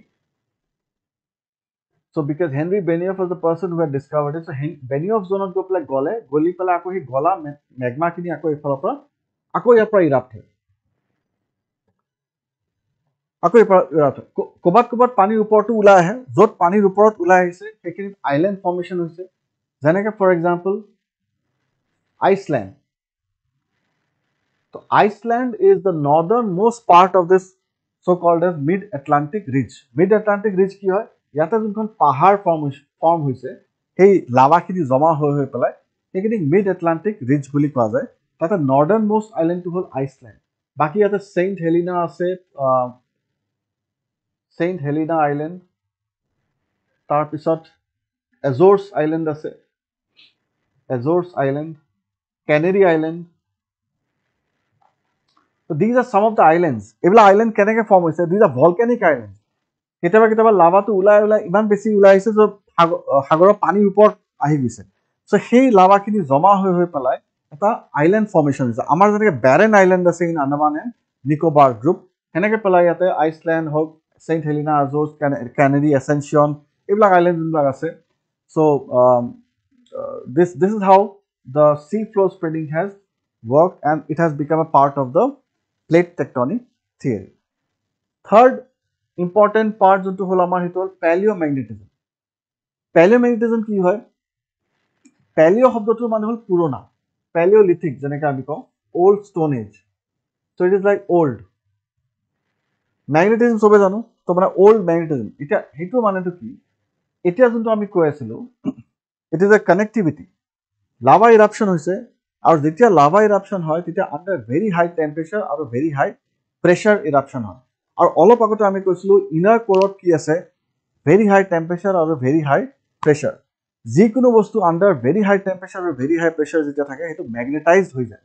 আমি যেতিয়া কইন এটা যদি ৰেলৱে লাইনত থৈ দিও ট্ৰেইন এখন যদি পাস হৈ যায় তেতিয়া আমি কইনটো ওলাই পেলাই চাব পাৰোঁ যে সেইটো এটা ফ্ৰিজ মেগনেট হিচাপে কাম কৰে কিহৰ কাৰণে কাৰণ বহুত জোৰত ট্ৰেইনখন গৈছে টেম্পাৰেচাৰ বহুত বাঢ়ি যায় আৰু প্ৰেছাৰো বহুত বেছি বাঢ়ি যায় এটা সিম্পল একটকীয়া কইন যেতিয়া থৈ দিওঁ আমি সেনেকৈ এক্সপেৰিমেণ্ট কৰিব পাৰোঁ so' high temperature and high pressure always due to magnetism তো ইয়াতে যোনবিলাক লাভা ওলাই আহি আছে লাভাৰ ৰূপত যোনবিলাক মেটালিক বা নন মেটালিক মিনাৰেলছবিলাক ওলাই আহিছে নন মেটালিক মিনাৰেলছবিলাকতো ঠিক আছে বাৰু বাদ দিলোঁ বাট মেটালিক মিনাৰেলছখিনি এনাৰ্জাইজ হৈ যায় আৰু মেগনেটাইজড হৈ যায় এতিয়া আমি জানো ইয়াৰ লগত আকৌ যেতিয়া মেগনেটাইজ হৈ যায় তেতিয়া যোনটো পৃথিৱীৰ যোনটো জিঅ'মেগনেটিজম যোনটো পৃথিৱীৰ যোনটো নৰ্থ এণ্ড চাউথ পল সেইটোৰ লগত এলাইনড হৈ যায় so' it is the study of earth's magnetic field as it was in the past as it was in the past. It is the study of Earth's magnetic field as it was in the past as recorded in the rocks. So as recorded in the rocks. তাৰমানে আমি যেতিয়া সাগৰৰ তলৰ পৰা এটা sample এনেকৈ পেলাই এটা পাথৰৰ চেম্পল এটা লৈ আনিলোঁ লৈ আনি পেলাই তাতে মেগনেট এটা যদি আমি ওপৰত হেৰি কৰি দিওঁ শ্ব' কৰোঁ তেতিয়া সেই ছাছপেণ্ড যদি কৰি দিওঁ ৰছীয়ে তেতিয়া সেই মেগনেটটো কি হয় এবাৰ ইফালে ঘূৰে এবাৰ উল্টাকৈ ঘূৰে তাৰমানে তাতে যোনটো পলাৰিটি যোনটো নৰ্থ চাউথ পল সেইটো এটা পাথৰতে বেলেগ বেলেগ গ্ৰেইন আছে আৰু সেই গ্ৰেইনবিলাকত বেলেগ বেলেগকৈ এলাইনড হৈ আছে সেইটোক কোৱা যায় ৰিভাৰ্চ পলাৰিটি আমি যদি ডায়েগ্ৰামত শ্ব' কৰিম it is a record of geomagnetic data preserve in rocks and minerals so' অলপমান টেকনিকেল হয় বাট ডোণ্ট গেট কনফিউজ পেলিঅ'মেগনেটিজমটো কি হয় যোনটো পৃথিৱী আমি জানো এটা মেগনেট হিচাপে কাম কৰি আছে যদি পৃথিৱী এটা মেগনেটৰ নিচিনা কাম কৰি আছে তেতিয়াহ'লে পৃথিৱীৰ নৰ্থ পল আৰু মেগনেটিক নৰ্থ পল আৰু মেগনেটিক চাউথ পল এটা থাকিব তো সেই লাভা ৰূপত যোনবিলাক বস্তু ওলাই আহি আছে যদি লোহা এটা টুকুৰা ওলাই আহিছে সেই লোহাটো মেগনেটাইজ হৈ গ'ল আৰু সেই মেগনেটটো এতিয়া পৃথিৱীৰ যোনটো মেগনেটিক নৰ্থ পল আৰু চাউথ পলৰ লগত এলাইনড হৈ যাব সেইটোকে আমি কৈছোঁ it is record of geomagnetic data preserve in rocks and minerals certain minerals are susceptible to the geomagnetic signal during their formation. This preserved signal or remnant magnetism can be used to support plate tectonic theory and explain how the geomagnetic field has changed over time. তাৰমানে ইয়াত আমি এটা যেনেকৈ for example এনেকৈও ক'ব পাৰোঁ যদি suppose আমাৰ এইটো মেগনেট এটা আছে এই মেগনেটটো আমি দুই টুকুৰা কৰি দিলোঁ তেতিয়াহ'লে আমাৰ দুটা মেগনেট থাকিব তো ছাপ'জ এই মেগনেটটোৰ নৰ্থ পল ইয়াতে আছিলে চাউথ পল ইয়াতে আছিলে তেতিয়া এই দুটা মেগনেটৰ নৰ্থ পল ইয়াতে চাউথ পল ইয়াতে আকৌ নৰ্থ পল ইয়াতে আকৌ চাউথ পল এনেকৈ হ'ব এইটো যে আৰু দুই টুকুৰা কৰি দিওঁ তেতিয়াহ'লে আকৌ আমি এনেকুৱা চাৰি টুকুৰ পাই যাম এই চাৰি টুকুৰৰ এতিয়া ইয়াতে নৰ্থ ইয়াতে চাউথ আকৌ ইয়াতে নৰ্থ আকৌ ইয়াতে চাউথ আকৌ ইয়াতে নৰ্থ আকৌ চাউথ আকৌ নৰ্থ এনেকৈ পাই যাম আৰু টুকুৰা টুকুৰা কৰি থাকিব পাৰোঁ আমি এতিয়া যদি আমি এইটো যদি অলপ ঘূৰাই দিওঁ এই ডাঙৰ মেগনেটটো যদি আমি ঘূৰাই দিওঁ তেতিয়া আমি জানো যে এই টুকুৰা টুকুৰাকেইটা কি হ'ব ঘূৰি যাব যেনেকৈ ফৰ এক্সাম্পল আমি যদি কাগজ এখনৰ ওপৰত কাগজ এখনৰ তলত যদি মেগনেট এটা লওঁ আৰু ওপৰত যদি আমি কিছুমান পিন কিছুমান থৈ দিওঁ মেগনেটটো যদি আমি ঘূৰাওঁ তেতিয়াহ'লে পিনকেইটাও ঘূৰি থাকিব নহয় তো ইন দ্য চিমিলাৰ মেনাৰ আমি এই মেগনেটটো দেখা নাই এইটো হ'ল পৃথিৱীৰ যোনটো মেগনেট উইচ ইজ কল্ড জিঅ'মেগনেটিজম জিঅ'মেগনেটিজম আমি এইটো দেখা নাই আমি দেখা পাব নোৱাৰোঁ বাট আমি এই পেলিঅ' যোনকেইটা এই যোনটো পাথৰত যোনকেইটা প্ৰিজাৰ্ভ হৈ আছে মেগনেটৰ ৰূপত আমি সেইকেইটা গ্ৰাফ পেপাৰত প্লট কৰিব পাৰোঁ তেতিয়া আমি পালোঁ যে এহেঁতৰ যোনটো নৰ্থ পল চাউথ পল সেইটো এবাৰ এনেকুৱা হয় এবাৰ এনেকুৱা হয় এবাৰ এনেকুৱা হয় এইটো ঘূৰি আছে যেতিয়া আমি এই পাথৰবিলাকৰ যোনবিলাক লাভাৰ ৰূপত যোনবিলাক ওলাই আহিছে আৰু মেগনেটাইজ হৈ পেলাই ফচিলাইজ হৈ গৈছে সেই পাথৰ যোনটো আমি ইয়াতে কৈছোঁ কি দে contain during some remnant magnetism the certain minerals susceptible to geomagnetic signal so এই পাথৰৰ ওপৰত যোনটো প্ৰিজাৰ্ভ বা ফচিলাইজ হৈ গৈছে সেইটো আমি গ্ৰাফ পেপাৰ যেতিয়া প্লট কৰিলোঁ তেতিয়া আমি পালোঁ যে চাৰ্কুলাৰ মোশ্যনত এটা ঘূৰি আছে তাৰ মানে পৃথিৱীৰ যোনটো মেগনেটিজম সেইটো কি হৈ আছে সেইটো ষ্টেটিক নহয় পৃথিৱীৰ north pole geographic north pole আৰু জিঅ'গ্ৰাফিক চাউথ পলটো ফিক্সড হয় বাট মেগনেটিক নৰ্থ পল আৰু মেগনেটিক চাউথ পল এইটো ফিক্সড নহয় ঘূৰি আছে তো এইটোৰ পৰা আমি আকৌ জিঅ'মেগনেটিজমৰ হেৰি এটা পালোঁ তো এইটো ডায়েগ্ৰামত আমি শ্ব' কৰিছোঁ যে পেলিঅ'মেগনেটিজম কি হয় তাৰমানে প্ৰথমতে যেতিয়া লেয়াৰ বাই লেয়াৰ যেতিয়া লাভা ওলাই ওলাই আহি আছে চ' প্লাছ মাইনাছ এইটো ৰিভাৰ্চ পলাৰিটি বুলি দেখুওৱা গৈছে তাৰমানে এবাৰ নৰ্থ পল এবাৰ আকৌ চাউথ পল এবাৰ আকৌ নৰ্থ পল এবাৰ আকৌ চাউথ পল সেনেকৈ পেলাই তাৰমানে ঘূৰি থকাৰ নিচিনা হৈছে তো মিলিয়ন ইয়াৰ্ছৰ ডেটা আমি এনেকৈ পেলাই কালেক্ট কৰি পেলাই আমি একো এনালাইজ কৰোঁ so হেতুকে কোৱা যায় so paleomagnetism supports plate tectonics as it can be used to show that the oceanic crust has experienced sea floor spreading where new crustal material pushes old crustal material away from the ridge মানে হল যোনখন মাজত যোনখন পাহাৰ formation হৈছে সেইটো কি বুলি কোৱা যায় ridge ক'ত ফৰ্মেশ্যন হৈছে সাগৰৰ তলত paleomagnetic data can also be used to show how the continents have moved over time through apparent polar wander paths. So, to polar fleecing force কোনোবা use কৰিছিলা this is what is called as a polar. Yes, Saint Helena where Napoleon Bonaparte was imprisoned and spent he was put to exile. Kala pani ka saja. So yes, polar fleecing force যোনটো আমি কওঁ so এইটো হ'ল polar fleecing force. So polar wander. So hence, as it became evidence of sea floor spreading, it became part of the plate tectonic theory. Asamane paleomagnetism kihor evidence hoy sea floor spreading or evidence hoy. And then as a whole, it became part of the plate tectonic theory. So this is the diagram in which the photo in which we are showing the reverse polarity. Kitaba south efale direct kori ase, kitaba north efale direct kori ase. South north enake pelai. So ako hetu juntu ghuri thake lahe ebarote ghopok enake south north hoi na jay. Hetu rotate koribo. Rotate kora mane prithibir juntu geomagnetism. Hetu rotate hoy. So we know that prithibir etia north pole yata ase, geographic north pole yata ase, geographic south pole efale ase. But magnetic north pole ulta hoy ase efale. So এখানে magnetic field line পৰা ইয়াৰ পৰা এমাৰ্জ হয় আৰু ইয়াতে গৈ পেলাই কনভাৰ্জ হয় so ইফালৰ পৰা ওলাই আছে আৰু ইয়াতে কনভাৰ্জ হৈ আছে ইয়াৰ পৰা ওলাই পেলাই ইয়াতে কনভাৰ্জ হৈছে these are the magnetic field lines and we know that this is the first line of defense for the earth as a whole কাৰণ সূৰ্যৰ পৰা যিমান হাই ৰেডিয়েচন যোনবিলাক আহি থাকে যোনটো আমি সোলাৰ উইণ্ড বুলি যোনটো আমি কওঁ এই সোলাৰ উইণ্ডটো কোনে সেভ কৰে সবতকৈ প্ৰথমতে আমাৰ যোনটো ম্যাগনেটিক ফিল্ড পৃথিৱীৰ সেইটোৱে আমাক বজাই ৰাখে যদি ম্যাগনেটিক ফিল্ড নাথাকে পৃথিৱীয়ে যদি ম্যাগনেট হিচাপে কাম নকৰে তেতিয়াহলে আমাৰ ফিউ সেকেন্ডতে গোটেই এটমস্ফিয়াৰ উৰাই লৈ গুচি যাব solar উইণ্ডে so these are very high energy solar radiations which are every second they are coming from the sun so this earth's magnetic field is helping us in diverting the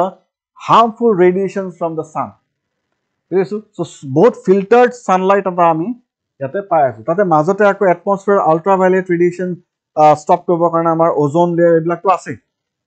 বাট প্ৰথমতে আমাৰ ম্যাগনেটোস্ফিয়াৰ আছে fine so that's all for today's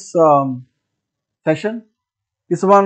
previous year's questions চাই লওঁ which of the following are the reasons for the earth's core being in a molten state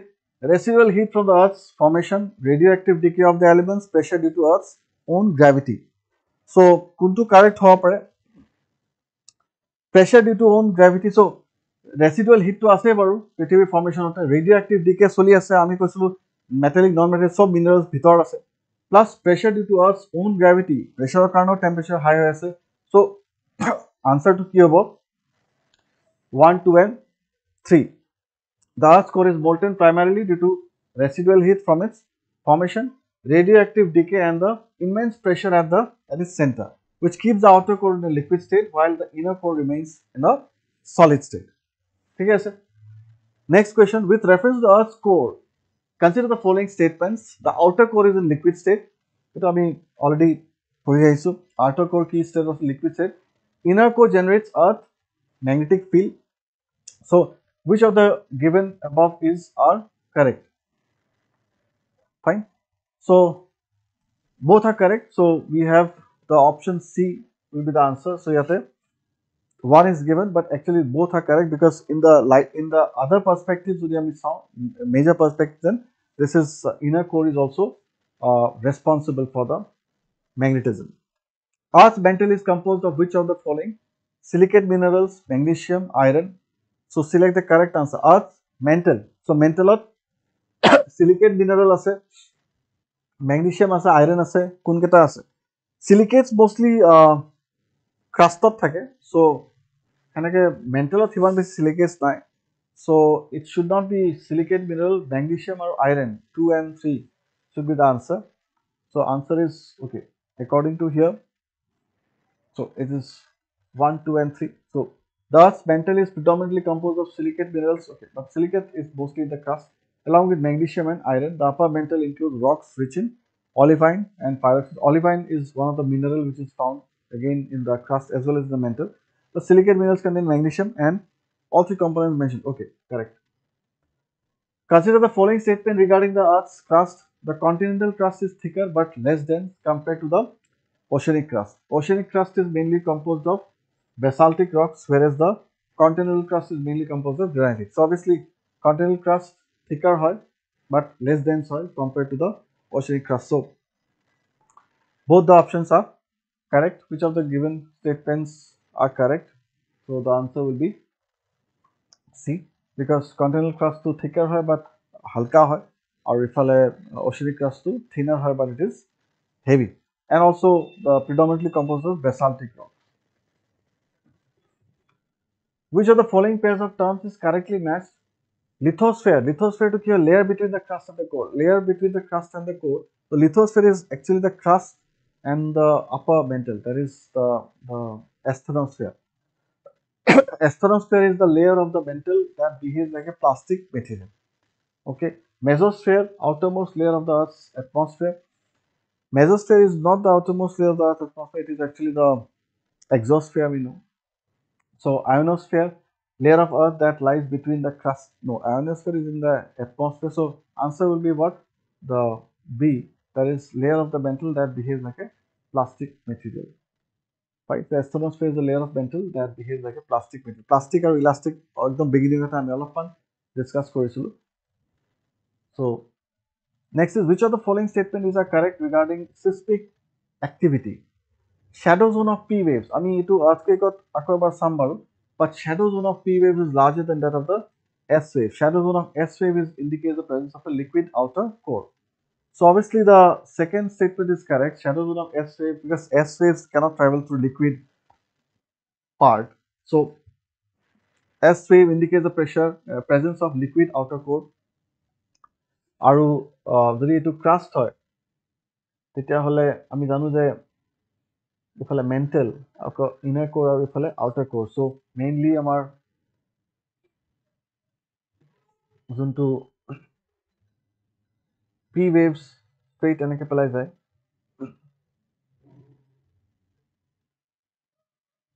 so' P wave সদায় straight যাব, but because of rarer to denser medium বেলেগ বেলেগকৈ যায়, সেইকাৰণে P waves straight যায়, বাট obviously straight লাইনত যাব নোৱাৰে এনেকৈ পেলাই. আৰু এছ ৱেভছখিনি কি হয়, they bend, but again they cannot pass through the liquid medium, so সেইকাৰণে outer core পৰা আকৌ deflect হৈ যায়. These are S waves. So shadow zone আমি যদি চাওঁ তেতিয়াহ'লে shadow zone of S wave indicates the presence of liquid. Okay, that is correct, but the shadow zone of P wave is larger than that of the S wave. Yes, shadow zone of P wave is much larger. So the answer will be both 1 and 2. Fine. So that's all for today's session. Thank you all for watching, and we'll continue in our next class. কিবা question আছে কাবাৰ?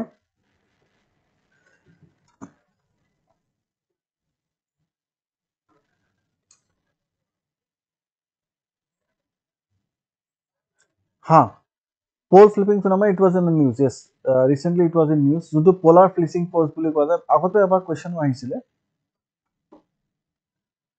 pole flipping phenomenon, যোনটো আমি জানো যে এতিয়া north পলটো অলপমান ইফালে শিফট হৈ আছে. চ' যোনটো আমি আমাৰ যোনটো পৃথিৱীৰ যোনটো magnetic north pole, geographic north pole আৰু চাউথ পলটো ঠিকে আছে, বাট যোনটো মেগনেটিক নৰ্থ পল, নৰ্মেলি কেনেডাৰ এইটো side magnetic south pole, my bad. So' magnetic south pole যোনটো এনেকৈ পেলাই আছিলে, চ' দিছ ইজ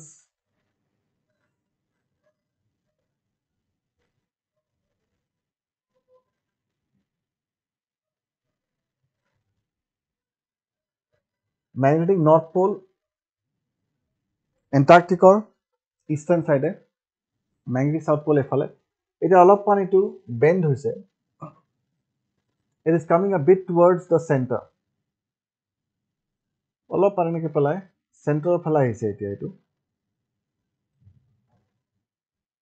আৰু সেইটো কাৰণে আমি সেইটো বহুত বেছি ফিল কৰা নাই বাট যোনবিলাক মাইগ্ৰেটৰী বাৰ্ড আৰু যোনবিলাক সাগৰৰ যোনবিলাক ৱেল বা শাৰ্ক যোনবিলাক ডাঙৰ ডাঙৰ মাছ যোনবিলাক বহুত ডিষ্টেঞ্চ ট্ৰেভেল কৰে সিহঁতৰ কাৰণে কাৰণ সেই চৰাই চিৰিকটিবিলাকে মষ্টলি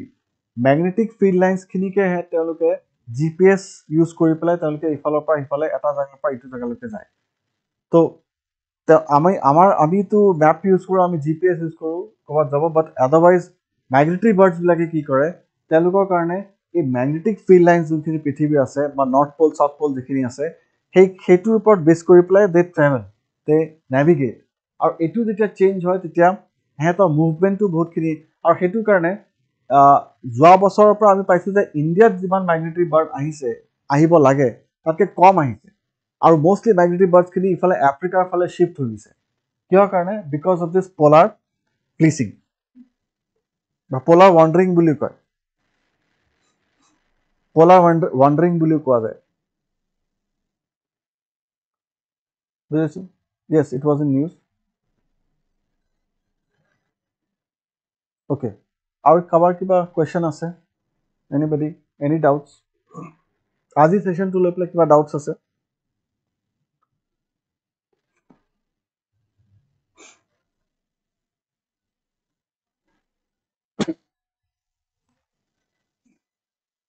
ঠিক আছে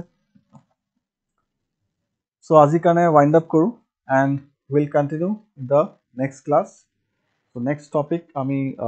ভলকেনো আমি ডিছকাছ কৰিম অলপমান so' see you then thank you all for ৱাচিং